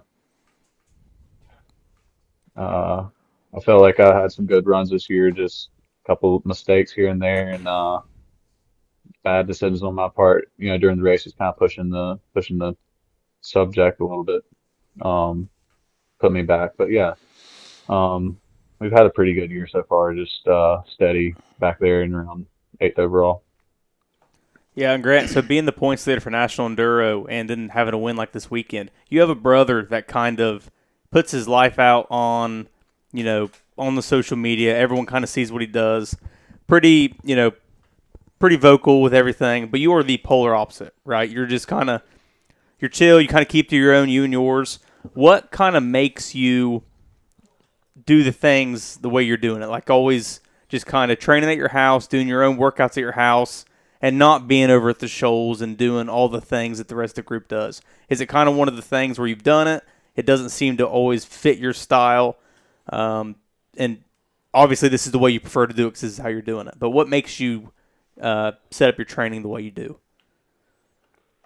Yeah, I mean, I've trained with a lot of different trainers over the years and done a lot of different programs. So yeah, I mean, I don't know. The shoals there, they do a lot of moto and stuff, and as far as like on the bike, and that's not really my cup of tea. So yeah, they do a lot of that. And I mean, I do go over there and ride and do some motos with them here and there in the woods and stuff, but or on the turn track. But yeah, Stewart's we've always been like that, man. He's always been he wants the spotlight, and I'm the opposite, man. Like I'm kind of just like I'll stay to myself and just keep doing my thing. I don't know. It's kind of just always been like that as long as I can remember. You're watching some old family videos when we were like 3 years. I was 3 years old, and Stuart's about 6 years old, and it's just same attitude from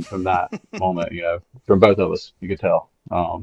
It's pretty funny. So yeah, he's always like he likes to post everything he does and then some. So I'm the opposite. I don't know. I just I don't like to brag about myself or say, hey, look at me or whatever. So I mean, I know it's not always like that. Like people got to be proud of their accomplishments and just post it or whatever. But I don't know. I'm just different, I guess.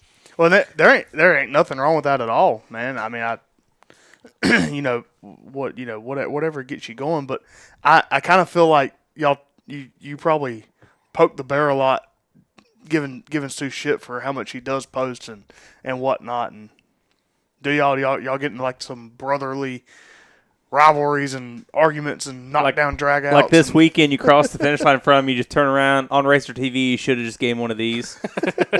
Like how about that, Bud? See you at Thanksgiving, dog. Yeah. No, we definitely had some.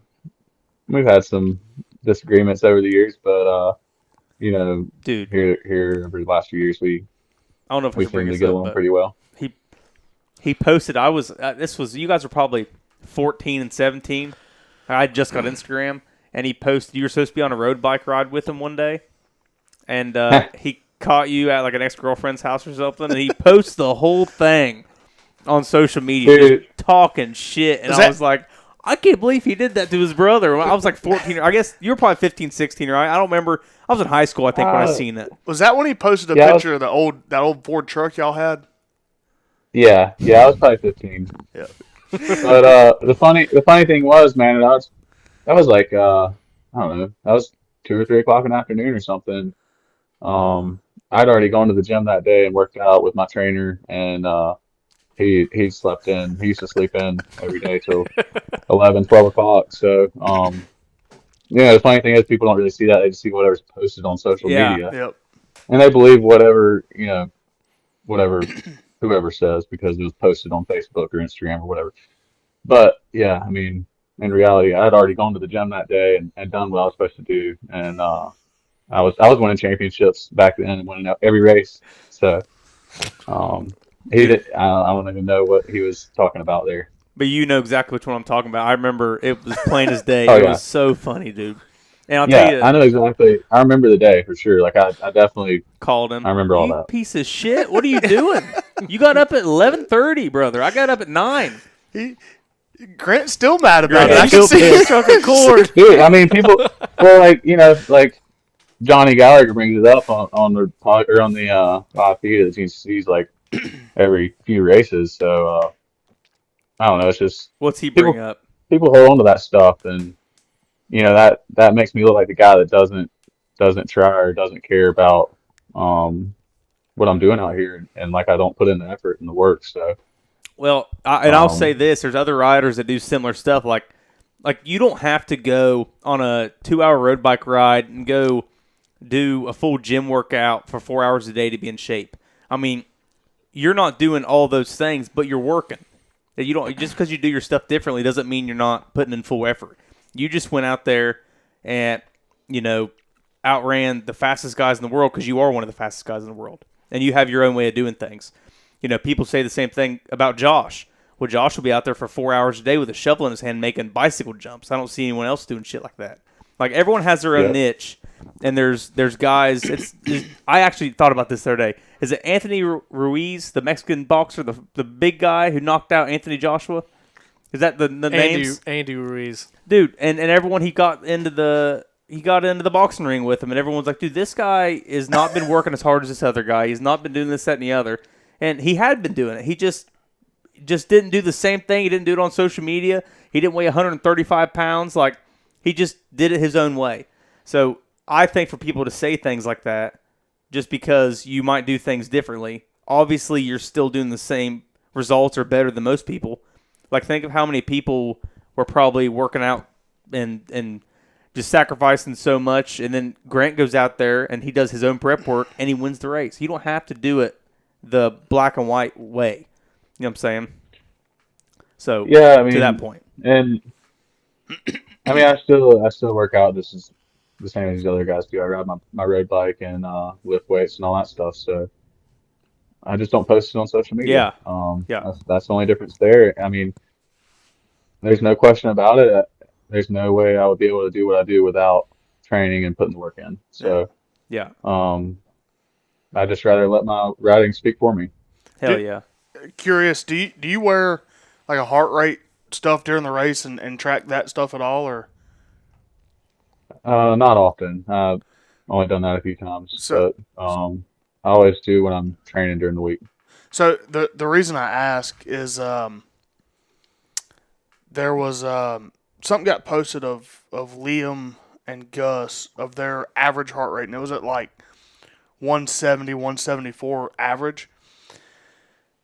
And I was riding mountain bike the other day or dirt bike. I don't remember what it was, but I was wearing my watch, and I went back and looked at it, and my max was 177. And I remember when I hit that because I was dying. Like I had to stop, and I was catching my breath, and like I could tell I couldn't do anything because my heart rate was so high. And I'm thinking to myself, those guys average. I mean, I'm sure you're averaging that too for 3 freaking hours. It's insane. You can't just do that off the couch. There's no way. I need to get a new heart strap or something because I tried around them with mine and it always ends up around my waist. So I'll be curious to see what mine is because I don't feel like I'm up that high. So I know when I'm on the bicycle or the row or anything like that, and I'm up in the 170, 180 range on that, man, I'm dying. Like Yeah. I'm tongue on the ground. So I would imagine when I'm racing, I'm closer to 160 range. Yeah. I'd been wanting to buy a new watch. I've been looking for a real good excuse. I talked to my buddies, see if I could get a good deal on like a Garmin. And I had a door pop open on a plane the other day, and I had my arm out trying to shut it, and I pulled out, and it ripped the whole top of the watch out. So now I get to buy a Garmin.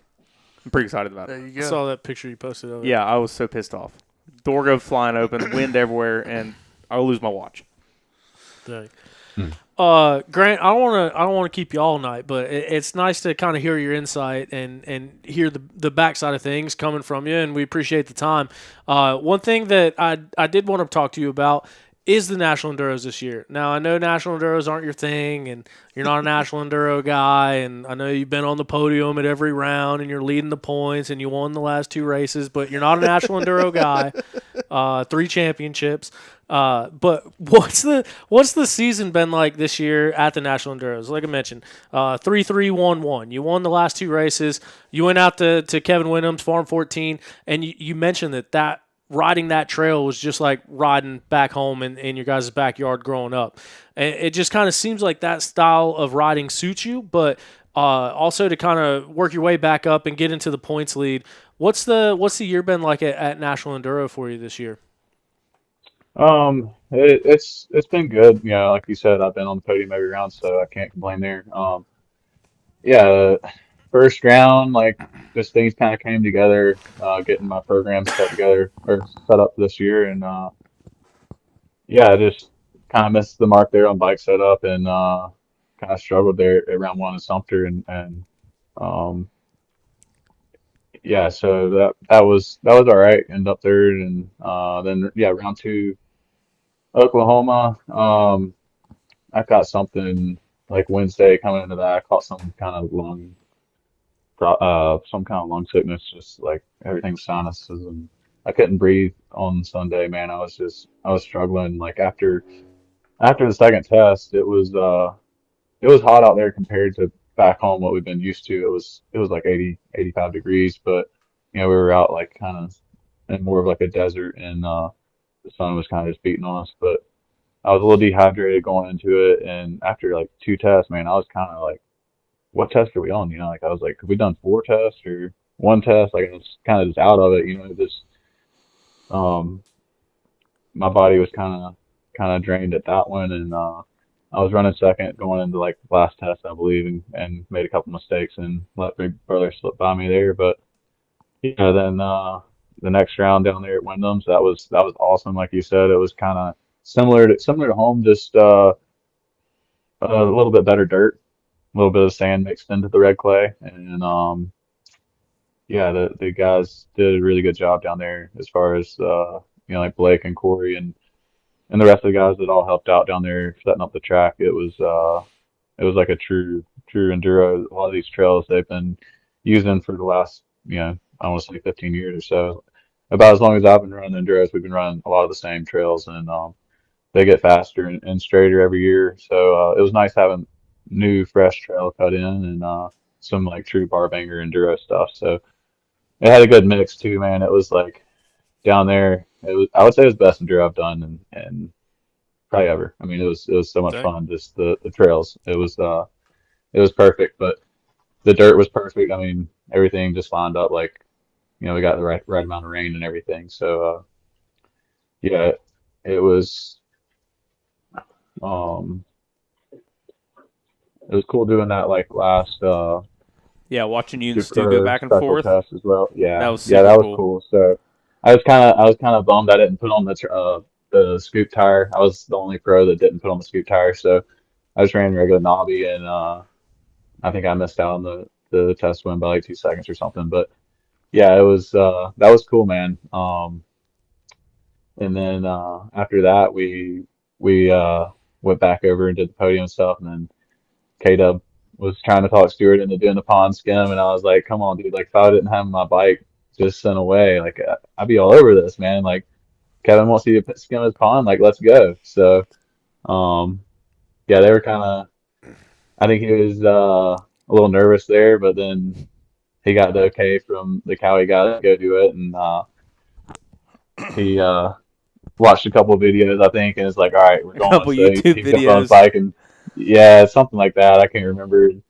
He jumped on his bike and took off, and I was like, all right. I jumped in my truck, followed him over there, and grabbed my helmet and stuff, and he skimmed. Stewart skimmed the pond first, and he sucked a little water on it, so he came like halfway across the pond, and the bike started bogging and spitting, and when he came across the after he came across the pond, got back on land, man, it was like hardly running. So he had a lot of water in the airbox, and we took the filter out and like wrung it out, stuck a new one in there, I think, and let that one sit out and dry for a little bit. And, Those are all the I went details and I hit tried it. to avoid Dude, when I was telling the everything you story. just said was he fabricated around it, and I'm so glad you said it like that.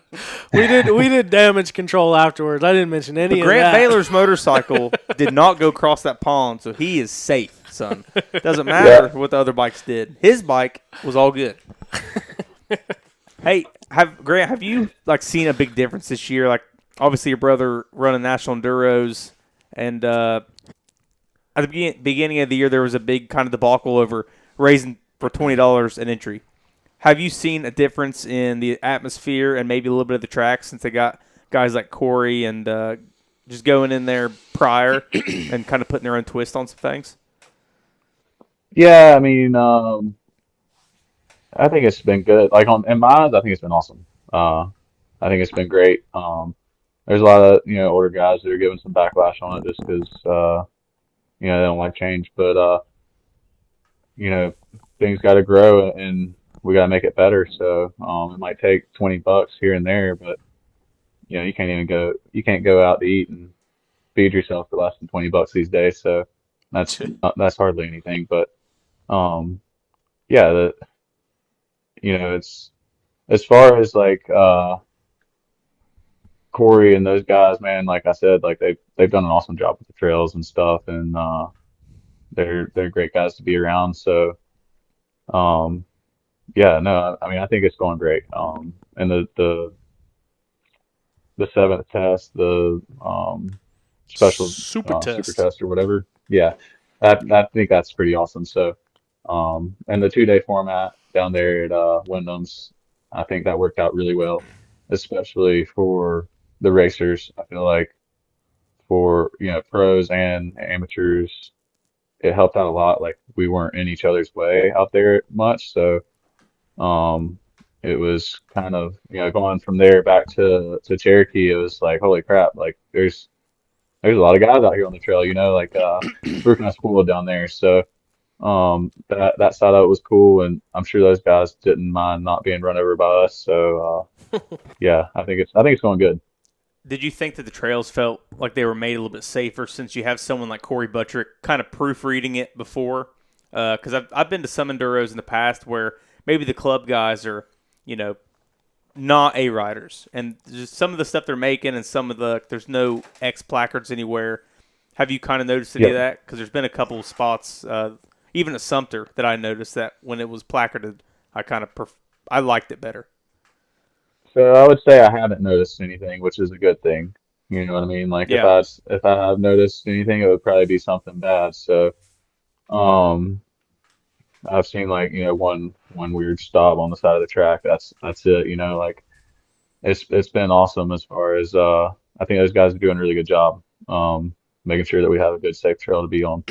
And like you said, like a lot of times like some of those guys just they aren't hitting at the same speed, so like they'll come over a rise and we're jumping 20 feet over the rise and they're not even leaving the ground. So we might be landed and clear out onto a log or something that that they would never even be close to. But yeah, no, it's been I think they've been doing a really good job. Heck yeah, yeah. It's cool to be for myself. Cool to be a part of the National Enduros. Obviously, been covering it for years and keeping up with you guys. But this is my first year really being at them all. So seeing it in action and seeing you guys racing has been really cool. But it's also been really cool talking to you. I don't want to take up your whole night. Didn't mean to keep you this long. So once again, appreciate your time. But the last thing I did want to ask before we let you go, this weekend when I came off with the camera, you came up in the camera and said, "Still got that dog in him." And ironically, I was not recording when it happened. That was my bad. But then you That's went funny. you went on the yeah, I accidentally hit record and my camera was down. So then when I picked it up to record and I hit it, it actually turned it off. Anyway, super bummed that I missed that. But you went to the podium and you said there was a lot of people that were doubting me. There was a lot of people that were writing me off.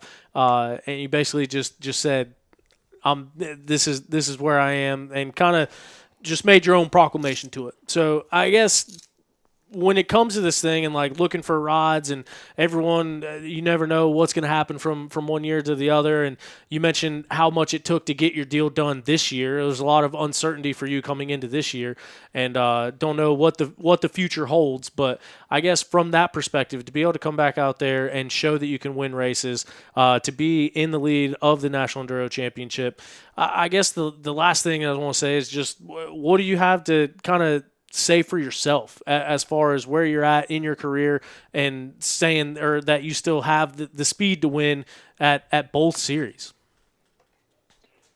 Man, I would say I'm probably in the one of the best spots I've been in my whole career. As far as my body's pretty healthy. Like my knees still coming around a little bit, but it's pretty good. And yeah, I mean, mentally, like better than I've ever have been. You just get stronger mentally. I didn't really uh made a lot of mistakes, I guess, when I was younger and stuff, but getting better with those things. And yeah, no, I'm looking forward to the rest of this year. Next round we got in Ohio for enduros. That's a good one for me, Little Raccoon, and then the next one's snowshoe. So yeah, I've been close to winning that one quite a few times. Pretty Snowshoe or really Little close Raccoon? actually. So yeah, the snowshoe. Yeah.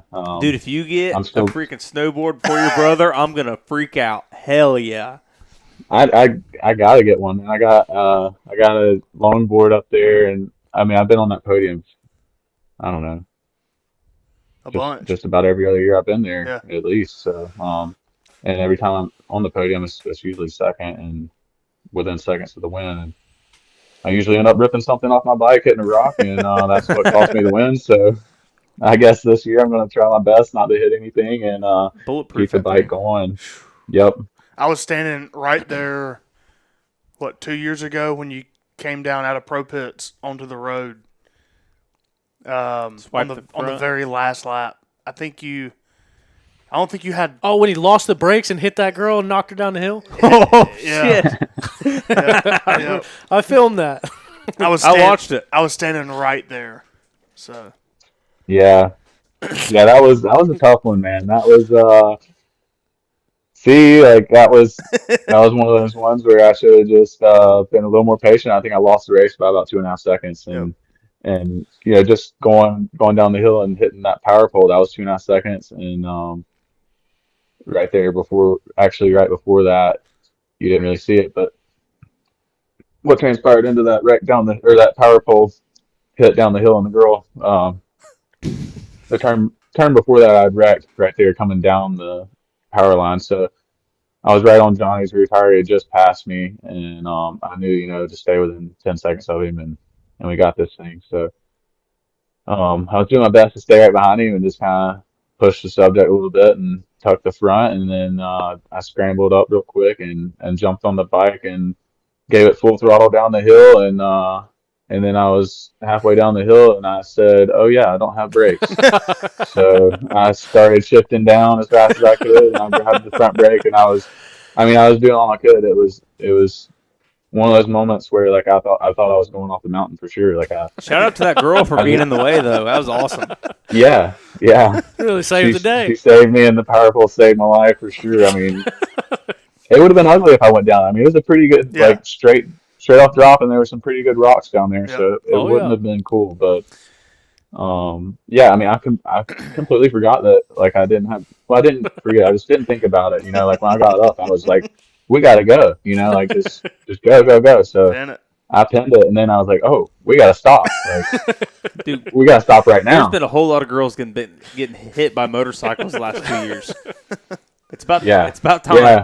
But that was like the only one that probably wasn't her fault. Yeah. Yeah, I mean, probably not the best spot to stand, you know, like straight at the bottom of the hill where we're coming down in the blacktop and G out on the blacktop, because you know how it is when you hit that blacktop, it's like ice. So, yeah, it's probably not the best spot, but, yeah, it was my fault. So I'm gonna pull a Brooke on you, like T-Ship said. I'm calling it now. I'm gonna be standing on that road on the last lap with a bush light with a hose in it, and when you come by there on the last lap, I'm gonna hand it to you, and you're gonna have that bush light up the road to win snowshoe.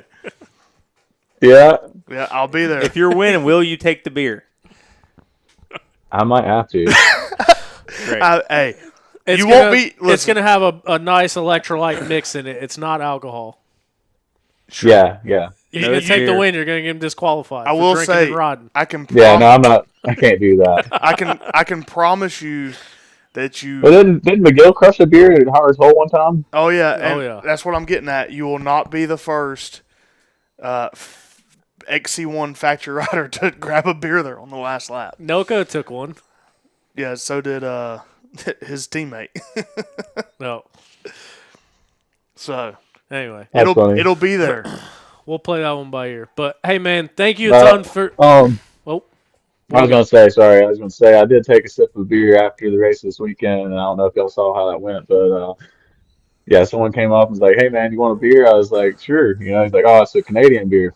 Oh, Here you go. It's good stuff." So I took a sip or two, and man, it came right back up. Oh, no. that's because it's Canadian and not I did Busch see Light. on the live stream, like, zoomed in on you and Brooke, and as soon as you take your helmet off, you had to kiss her, and I think she immediately regretted it. She's like wiping her face off. She's like wiping her face dude. off. I was like, no way, dude. I had so much dust on my face from eating everybody's roost all day. I was covered in True like love. slimy snot and mud. Hell yeah. Well, hey, man, you earned the win. It was cool to see you get it done, man. Stoked to be there at the finish and stoked for you. So congratulations once again on taking that win. Looking forward to seeing you at Thank you. the Little Raccoon in a couple weeks and then Snowshoe right after that. But, yeah, man, hell of a season putting it together, and we wish you good luck throughout the rest of it. Thank you guys. I appreciate you having me on here. Yeah, man. Thank you. Yeah, All see you, right. bud. We'll see you next See ya. weekend. Later. So there was the Watkins Glen overall winner, Grant Baylor, coming on the show. Kept him way longer than I anticipated. That was like 49 minutes of Grant Baylor. When you get him, you got to get all you can get. Yeah. So I will say, he was talking about like the social media and the posting and stuff. He won, I think, 2 National Enduro titles and never even made a post about it. Like never even posted, "Hey, I'm the champ." I think he's completely content with doing his own thing. Like he's one of those guys that I think he's racing for himself. Mm-hmm. You know what I mean? And but yeah, to that point, we have tried to get him on the show, or I've tried to get him on the show a couple times, and one way or another, it didn't work out. So Grant is one of the guys that I probably talk to most every race weekend. Yeah. Just about all sorts of stuff. And so it's cool to kind of get him on the show and show that side of him that a lot of people don't get to see. Well, and I think he's a lot younger than everybody thinks he is, because he's been around, he's been winning for a long time, and I think he's 29 years old. So Yeah, 'cause he's not even 30 my yet. age, yeah. Yeah, 97. I know he's for 97. sure not 30. Not 30. We're a crisp 29. So, I think that kind of, I think that kind of plays him a bad hand too a little bit. His birthday is my dad's birthday. Oh, look at there. May 7th, 97. Your dad was born in 97. No, 65. Well, dude, I'm pretty sure. But May 7th. I'm pretty sure in 2015, Stu was the one who petitioned for XC2 class to not have the age restriction, so his brother could go at 16. Was that? Yeah, it was at 16 because that was in 2014. So he wins it because prior he was going to have to run 250A again. And I don't remember, it was 2011 when Stu won it, so that would have been when he was 16. They changed the age. I think 11 and 12. Right? Yeah, so they changed the age, and then in 2013, he's like, hey, my brother's going to win 258 for the third year in a row or whatever it was. How about we let him go to XC2? And then he goes and wins XC2 in 2014. Yeah. Almost wins it overall at Georgia. Yeah, he and like I said, it seems like he's a lot older. And I don't think people realize that he was doing that at 15, 16 years old. So I remember was it the Moto T's 30-minute episodes of GNCC, the ones that Wygant used to cover? Yeah. There was videos of David Knight and all them and Charlie Mullins on YZ250. And then there's a 12-year-old Stu Baylor on a KTM 250 or 200. And they're like, oh, and top amateur of the day, Stuart Baylor. And it's him cruising around like a 200. And it's like, holy shit. Yeah. And his Looking like a chubby Justin Bieber. and you could tell he liked plush suspension then too because he's just blowing through the stroke everywhere he went. And I was like, that's Stu Baylor. So it's also like I remember when I first drove my first Super Mini race, Stu had just left 2 years prior, and I went to one 2009, and he won the Super Mini class or whatever it was at the time. And in 2010 or 11, I went on a Super Mini and was like, I'm going to win this 12 to 13 class. In my mind, I'd never really watched it. I didn't know. And I'd won a local the weekend before, and I was like, I'm going to win this race. he was hyped up. Grant Baylor lapped me twice. And I was chubby, and he was bigger than me. And some boys said, yeah, Grant Baylor's going to win this race. And I was like, Them who's boys- Grant Baylor? And he was sitting beside me on the line, and I was like, this son of a bitch is 40 years old. That big bastard. And he smoked my ass. Everyone's ass. They were big old boys on Super Minis. Yeah. It's funny you say that. I had a similar experience, but not nearly to that extent. When I went to race, I won my C-Class championship, and the next year I was racing 200B at Mid-East, and because I was racing 125 BC at GNCC. And go to the first Mid-East race, and I want to say, I don't remember where it was, but Zach Davidson was on my row. And same thing. I thought I was hot shit. I was like, dude, I'm about to win this thing. And someone did the same thing. They walked up and he was like, Zach Davidson's gonna wax everybody. It's like, this is the year that he won the GNCC youth overall, so he couldn't race anything higher than a B class. And I was like, that kid, he races mini bikes. What do you mean? He lapped me from the same row. Dude, him and Cole Johnson. So him and Cole Johnson would go just back and forth. I think Cole might have beat him once or twice. Yeah. But Zach would be top 10 every race from 125 or 200 B class, which was almost the back row. Yeah. And he had a good run there for a while. I don't know. It's kind of funny sitting here talking about it because that's when me and you met too, kind of. Yeah. So I met you. That time frame, yeah. Yeah, that time frame because you were announcing at a GTR, Palmetto, Motivated, HRD, whatever, Masters Motoplex. Yeah. Motocross race, and I raced the motocross race in D class. Heck. 4 hole shots, and and then we go race Mid-East the next weekends. Yeah. And you must have been college boy then or something. You were in some different class. I think it was. Bright have still ass been my yellow C-class gear, day. dude. Bright ass yellow gear. Yeah. I remember passing you in that creek at Carolina Adventure World. The Bumblebee of the South. Somehow it always did work out that I don't think I bought my first set of riding gear, and I think that's the only riding gear I've got. So I think that's why just take what I can get. You still have that yellow stuff? Somehow it always works out to be yellow. Yeah, I do actually. That was shift gear. Oh, I thought it was moose gear. That was after the fact. Oh, it might have been the 125 days because the moose yellow gear came from Full Gas when we had a moose deal. Oh, yeah. The other stuff was like yellow and purple and teal. Hell yeah. But yeah, if any gear sponsor wants to be plugged on All the Pipe podcast, let us know. We could use some gear. Because if I went to go race this weekend, that's the same thing, dude. The only gear I got is like 10-year-old shift gear and one set of FXR gear that I got 2 years ago. So, hit us up. Hell yeah. Speaking of hitting us up, Zach Tussle is a racer and a financial advisor that helps his clients win when it comes to retirement and financial planning. Zach Tussle is always my first recommendation for what you should do with your money. He can help you out, get you dialed in, and get you ready to go. So hit him up, TussleInvestments.com. Let him know you listen to OTP. You can get a free consultation. I know there's a good amount of people in here listening right now. I'm telling you, don't sleep on it. Call Zach Tussle. Get started. Start putting a little bit of money away. That compounds, the interest gains. You end up with a lot of money in the future. You don't have to be rich. You don't need $1 million to put into it. Just start putting a little bit in, whatever you can afford every paycheck. And I promise you, down the line, later in life, when you got a couple $1 million in the bank, you're going to be happy that you did it. So hit up Zach Tussle, TussleInvestments.com, and he'll give you all of the details because he's much smarter than me when it comes to financial planning. And that is why he helps me. He can help you. What else we got going on from this past weekend, boys? The notes section was a little bit dry. Erzberg went on. Don't know enough to cover it in detail. We got the results pulled up, so we're gonna go back and we're gonna look at some results. Taking the win was Manny Lettenbichler, getting it done pretty dominantly out there throughout the day. I think they swapped back and forth there early on, and then after that, Manny just kind of checked out. Tristan Hart, representing for North America, the America's 51st state, Canada, he goes out there and gets the number 2 spot, and then in the number 3 spot was Mario Roman, getting it done from España. In the 4th place spot was Theodore Kabachev. Is that how you say it? I think so.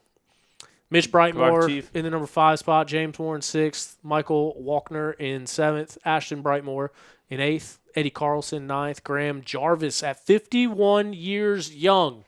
Top 10 at Erzberg. That is insane. He's on an electric bike. Graham Jarvis? Yeah. 51 years old on an electric bike on a Jarvie. Hey, real quick. That's awesome. What is Jarvie. RSA? James Moore from RSA. Russia. Holy shit. That's Russia's flag? That's not Russia. What else would it be? Is the Russian flag still like the little pickaxe and stuff? I'm American. Oh, yeah, that is not Russia's flag. Russia's flag looks like you've rotated France's flag 90 RSA degrees. country, Republic of South Africa. So, I'm not going to lie. Looking at the thing, I thought that looked like the South Africa flag. But I didn't know how RSA translated to South Africa. It's the Republic. But I did think that was the flag.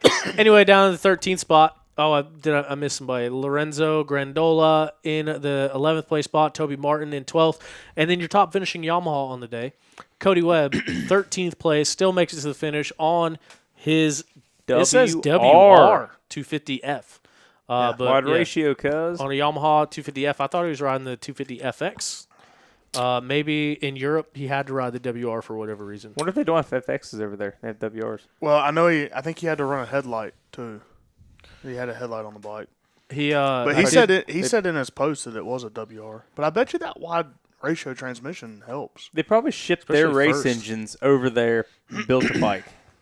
That makes sense. His post said he forgot his exhaust insert, the spark arrestor, I guess. So that thing was barking. And I think that's the first 4-stroke to finish. Or did Johnny Walker got a stick through his radiator. Yeah, but did he finish last year on the Triumph? Yeah, I think he did. You sure? I'm pretty sure. Okay. It's crazy. He can finish Erzberg on a Triumph, and nobody in America can finish a 30-minute race on one. Johnny Walker, 2025. Did you thought he get finished. all the way? Yeah, 6th place. Did he? Okay. Did you get all the way down yet? Because I did see something about Ryder. The blonde? Yeah. It's right here. No. Dieter Rudolph in the 14th spot, 15th place, Ryder LeBlanc. He finished with 15 seconds left. Oh, really? Yeah. So he was coming through the finish, and like there was some guys out there like, you gotta go, don't fall. But yeah, That's sick. he finished 15 seconds left. Because I think once the winner finishes, there's an hour time limit. No, I think there's a time limit from the start. Is there? Yeah. Because I was watching it this morning, and it was like 4 hours or something, but it was counting down the whole time. Oh, So I think there's a set time limit. okay. I was thinking about this the other day. Like Will Reardon quitting riding hard enduro. Now he's doing his copter shit over in Australia and doing his thing. I bet that's like so weird sitting at home doing his own thing now, like changing up, and then you're watching because last year he finished it right, and he was so fired up. Or was that 2 years ago? Because he went 1 year and he didn't finish, and he went last year, and he finished had a sick day. I don't remember. 9th place overall Yeah. last year for Will Reardon. I bet he doesn't. Especially if he's young. How do you think it is like Will Reardon retires, and correct me if I'm wrong, and I don't really know for sure, but it sounds like a lot of reason that forced him into retirement is not having a ride or not having something available. I think that was a lot to do with it, yeah. Which is crazy because I think he won a race last year. He was on several podiums. He finished 9th at Erzberg. So it's like, how does a guy like that not have a ride? But he's still young, in his 20s, in his prime. And then you look at Graham Jarvis at 51 years old, top 10 in it. Which, the bikes he was riding, obviously you take Husky and Gas out of the situation because they're not having as much support because they have Ryder and then they have Tristan Hart for KTM Husky. Yeah. Gas gone. Taco, I don't know how it is now, but it's the import deal over here shit. Has been. I think it's changed now. He tried the shit taco deal. Yeah, and Yeah, he was on a Sherco last year, wasn't he? yeah, and I don't know, did it? Yeah, I think it was a dumpster fucked them all fire. good? Yeah, Well, trash. that's also when that whole transition happened with Sherco. I don't want to. Yeah, and he just didn't end up We getting... can talk bad about the last guy. I don't want to talk bad about the new guys because I think they're trying to turn around. And from everything I hear, I think it's going well. But yeah, it has not been didn't good have a in the spot past. for him. But we talk to him sometime, get him on the show, and just kind of see if he's riding, what he's doing. But now you got a Kawasaki 327 coming out. Hell We gonna get somebody on that thing or what? Yeah, now you can do it on 4-stroke. You can do it on Yamaha. Yeah. Well, you might be able to do it on Yamaha, but watching the boys on Kawasaki's this year in 3-hour races, I bet none of them finish any of these races. Well, a Triumph can. It can't finish No, a here it 30-minute can't. race. Over there, it might be able to. One of the good Triumphs. But the ones over here ain't. And the only reason I brought up Cowie is because they have a new bike that can enter that class where they didn't before. Obviously, Yamaha, they're making a push at it. Cody Webb and his teammate, whose name is escaping me right now. Cody started that thing last year, and then this year they added somebody. Yes, Riley Bender. Something. Bender. Just got a news alert from Lee Caldwell. The Hurricanes are up 3-1. We mentioned it last week on Tuesday. Craig, don't give me that look. This is important. This is important news. Your Panthers are at home watching the Hurricanes, like you were talking about Will Reardon at home watching Erzberg. All right? Hurricanes are up 3-1. I'm a Checkers fan only, dude. We got to get back in this thing. They're the feeder team to the Hurricanes. Dude. No, they're not. Yes, they That's are. Florida Panthers. They're not. They're non-affiliates. Hurricanes dropped them, and then Panthers picked them up. They have no affiliation with the Hurricanes. Since when? Google it right now. I bet you $100. Hey, I bet you the 3 tacos I just ordered. did you see them score 3 goals in 39 seconds the other night Yeah. and still lost? Yeah. Yeah, it's crazy. Pretty bad. They was down 4-0 in the end of the third. Yeah. Trust me, I got the text message. From who? Bailey. She a Canes fan. No, but she's a hockey fan. Ah. But I'm diehard Panthers dog. Why? Fucking meow, dog. What do you mean? Fucking Panthers. Like Carolina Dang, Panthers. you're right. No, Florida Panthers. Where did that come from? Bailey's family. They feed the Checkers. Checkers fan. They don't feed the Checkers. The Checkers feed them. No, they feed the Checkers whenever the Checkers. So the Checkers No. were with the Hurricanes for How do you 10 say that? seasons, but yes, now they're affiliated with the Florida Panthers. You're saying the Checkers take the Panthers rejects. No, the Panthers take the Checkers good players when their players are shit. You just said that the Panthers feed the Checkers. Yo, listen to me, bud. I'm drunk. No, you're not. Well, I got a Grizzly Ultra in right now. Got one Diet Sundrop. I'm fucking fired up. Jeez. What was I talking about before the Hurricanes came into the Erzberg. picture? Erzberg, Willie. Sherko. Oh, the Sherko. Kawasaki thing. So, yeah, they've never had a team where it's cool to see Yamaha growing that team. Hopefully they make a harder push at hard enduro, as we mentioned, adding old Riley. Good boy. Adding Riley to the team this year. We'll see what happens next year. But, yeah, now there should be another opportunity opening up in the hard enduro world, I would imagine.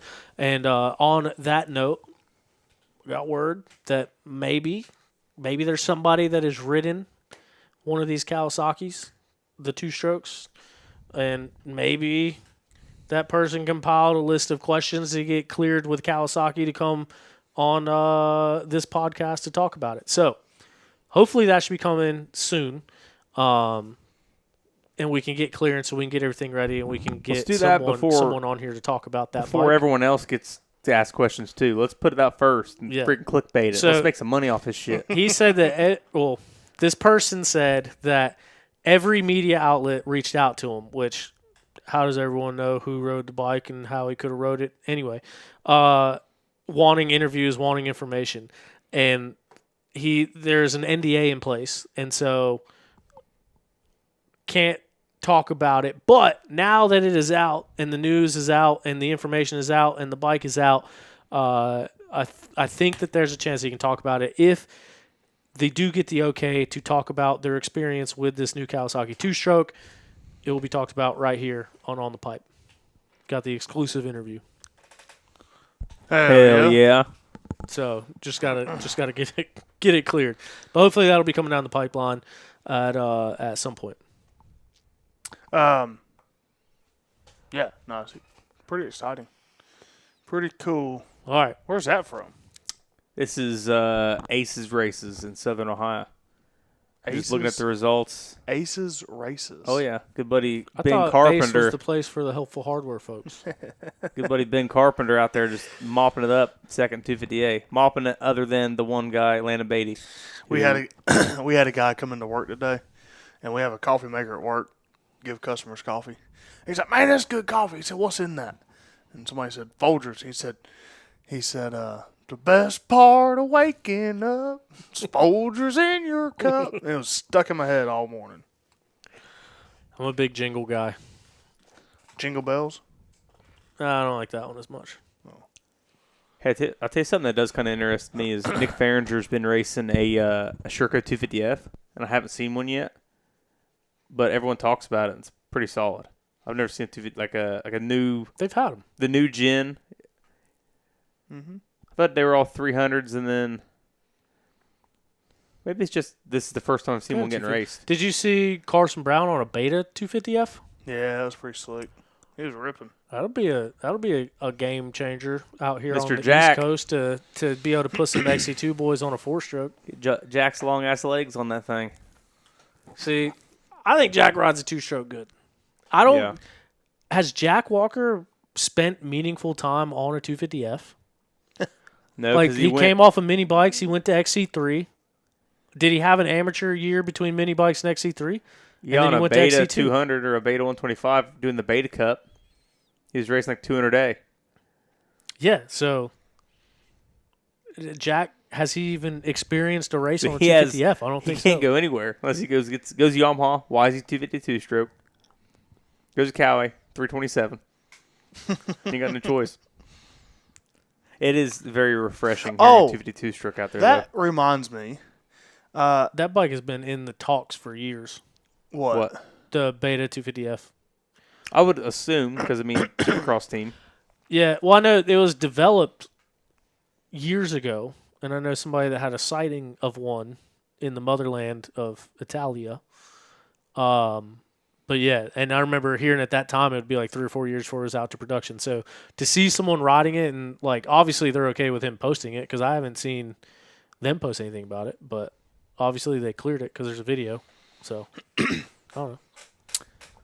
Somebody said something to me this weekend. You had made a comment about when we was talking about the Cowie. You said whatever you said in Instagram. The two strokes suck. Yeah, and he's like, I heard that, and I'm like, really? He's like, the majority of the season's points leader in XC2 has been on a two-stroke. I was like, you know what? I had two I or kinda three people mention it to me too. They're like, I I was- think that's crazy to say. I was like, I kind of forget that Jack's on a two-stroke until we start talking about him, and then I forget again. Just the one and only. You know what? Only professional riding two-stroke. I stand by it. Maybe you just care. can't ride one good. Okay. Dude, so my best overalls that I've ever had and one of my favorite bikes is a YZ125. Why don't you go get The another best overalls I have ever had were on a YZ125. I Man's got a love 450 and a 250F. I love a YZ125. And my Beta 200 was my favorite bike that I had from Beta. So once again, Only one that ran. So you do like two-strokes. I'm confused now.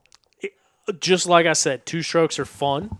Two strokes are nostalgic. Two Stokes. Two strokes are, like I said, they're fun to ride. They're light, they're nimble, they're quick, blah, blah, blah.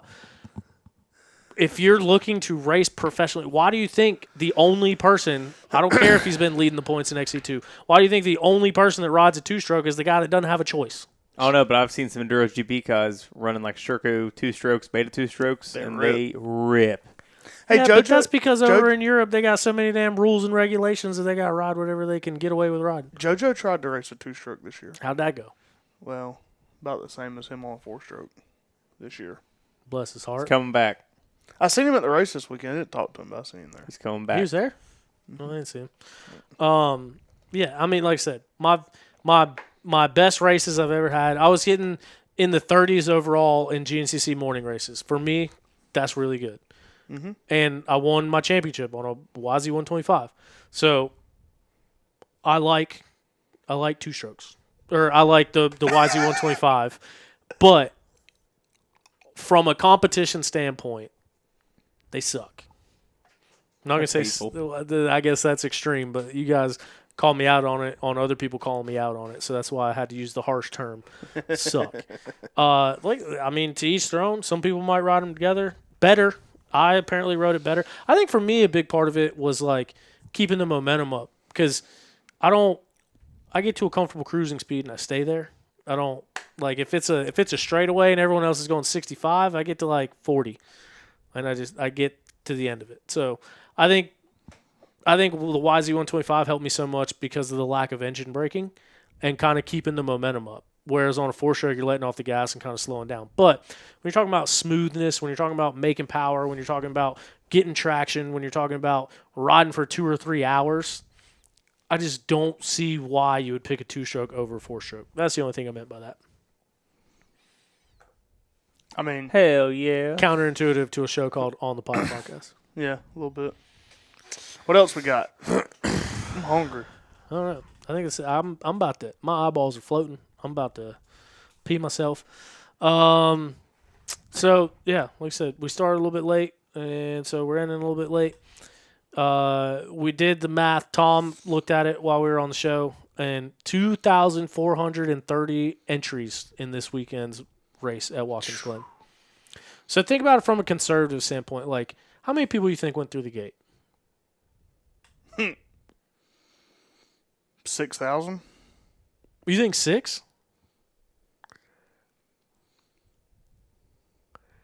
There's no way 6. I was thinking like 15, 20 Oh, through the gate.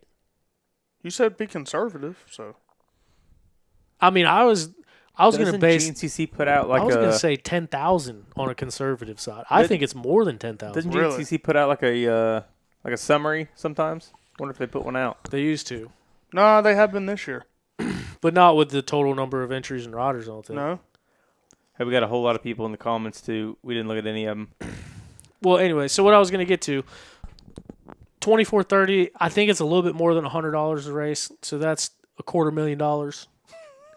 And then let's say that there Grant was. got $300. Let's say if there was actually won one. 5,000, or I did the math, so 10,000 people through the gate. What? That's another $500,000.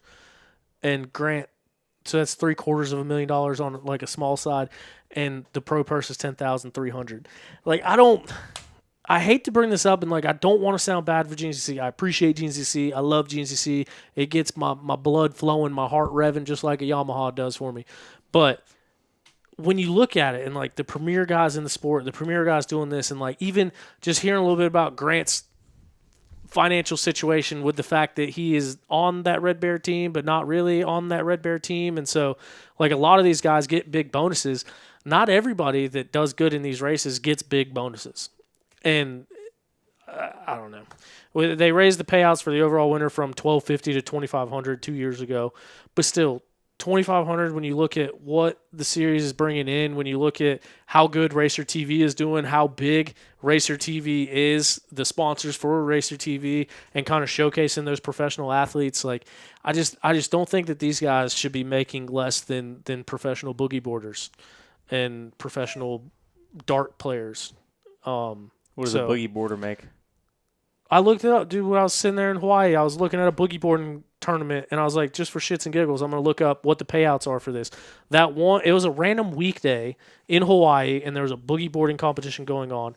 That boogie boarding competition was $15,000 to win that day.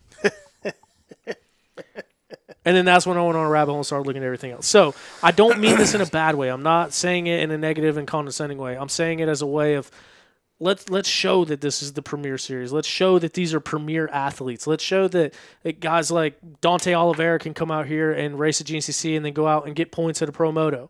And Mason Simmons, same thing. And I don't know. It's just the risk that you take. You hear about Grant telling that story about almost blowing his knee apart, and then like Johnny Gerard saying the thing today about his whole situation that he's going through. Stu breaking his neck, Ricky breaking his femur, Thad breaking his pelvis. Like, there's so many injuries and so much risk and so much effort that goes into this, and it would be really cool to find a way to share the profits with the riders, the people that are bringing people to Racer TV, bringing people to these parking lots. Like all these people in New York, they don't get to see Stu Baylor race. They don't get to see Caleb Russell race. They don't get to see all these guys race. And I think that's why they come out in droves. And so it would just be really like you look at every other professional sport and there's a mandated split.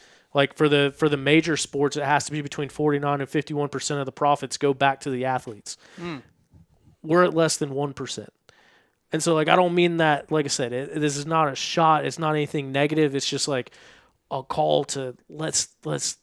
AMA, put your freaking nuts over your shoulder. I would love to see the payouts grow. Because then, say you get up to the point where you're paying $10,000 to win a GNCC. I think it's still well within the budget, but then you start bringing these guys that are hanging around that 20th place in Pro Motor, the guys that are racing for main events to make their $2,000 at Supercross. Why would they come race GNCC right now?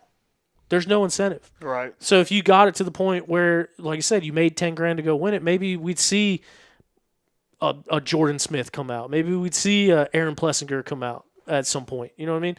So that's my only thing is like it's great.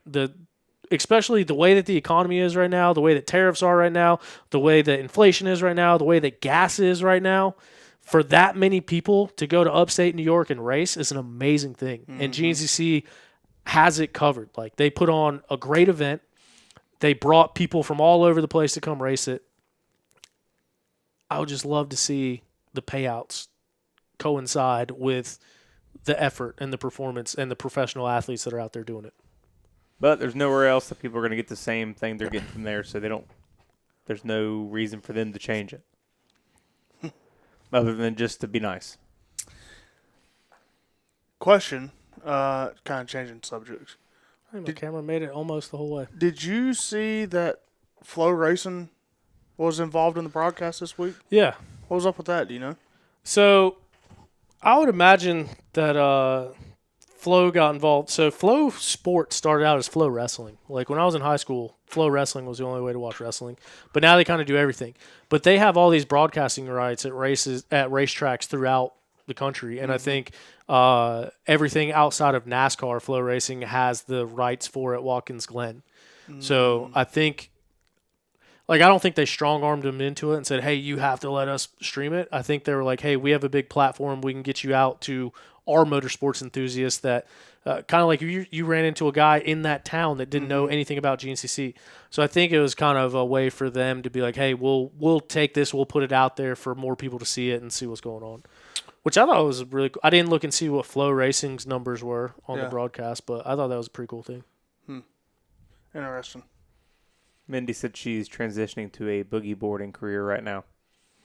Yeah. Surf's up. I don't even want to get into the WXC payouts. What did the WXC winner get? $400? $500? Anyway.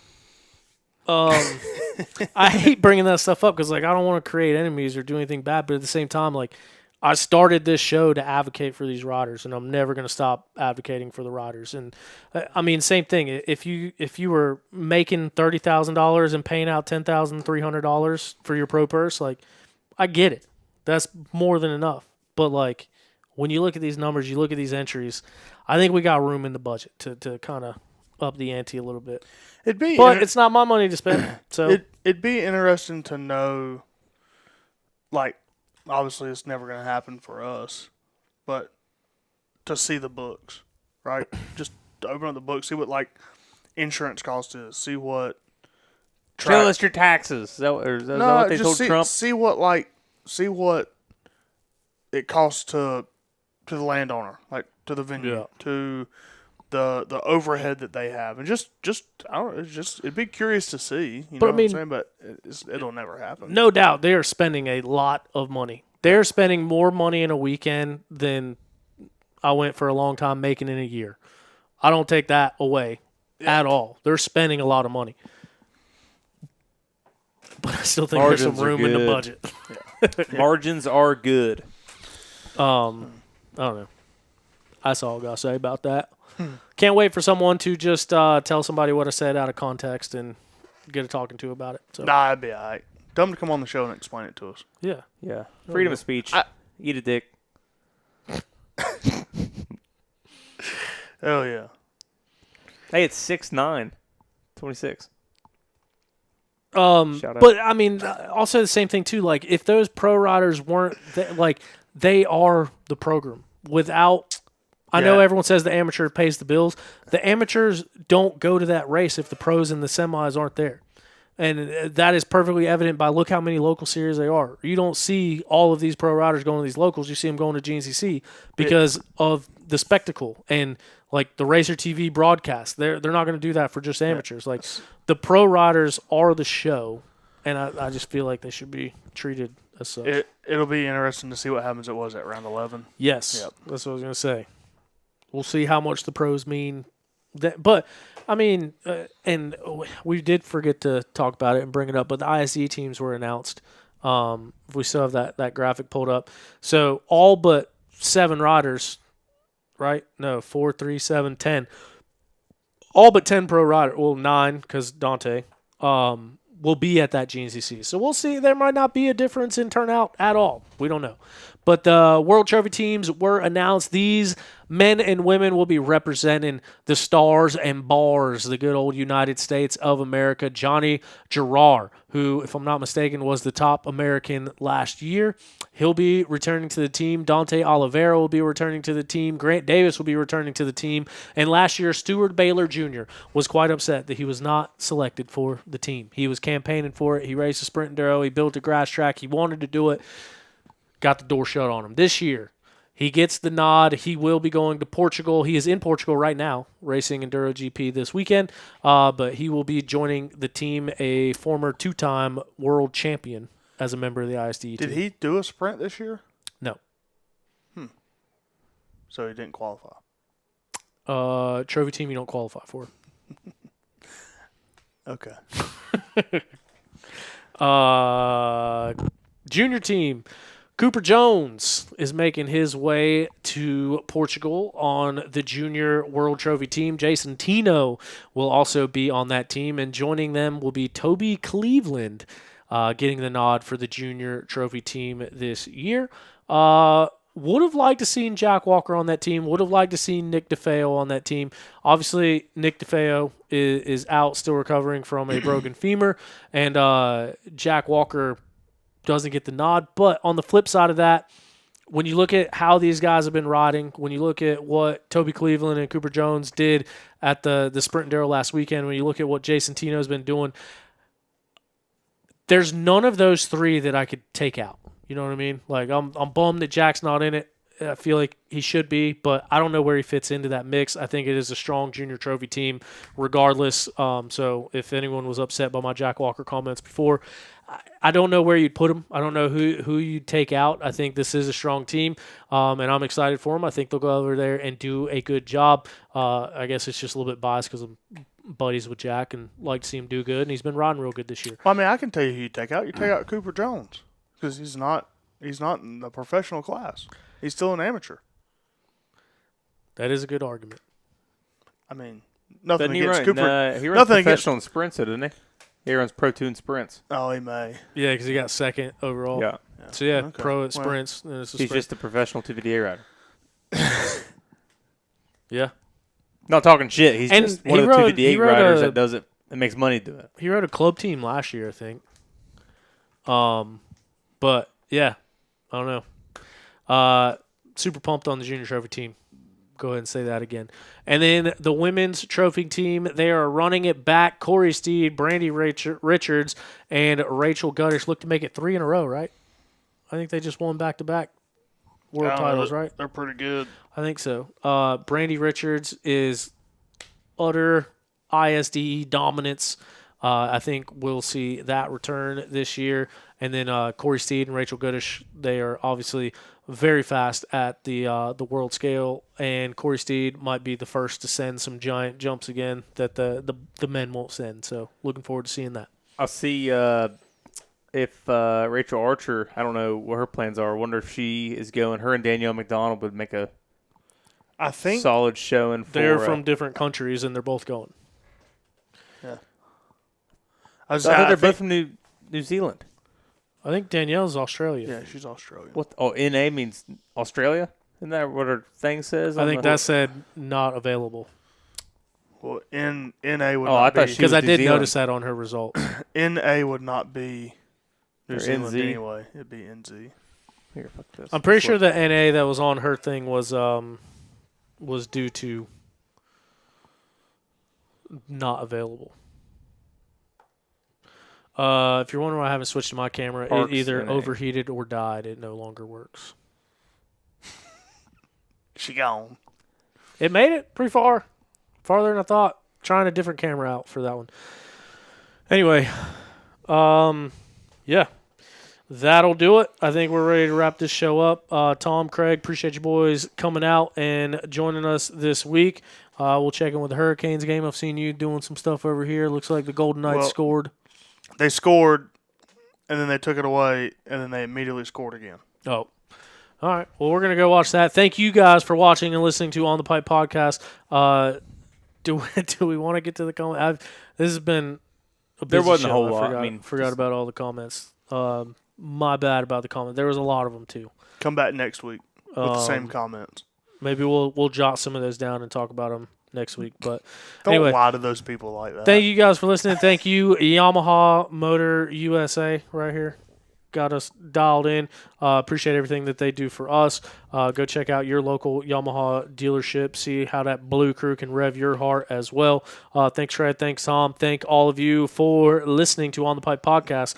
We'll see you next Tuesday, where we'll talk about this coming weekend. I don't know what's going on, but we'll figure it out and we'll talk about it.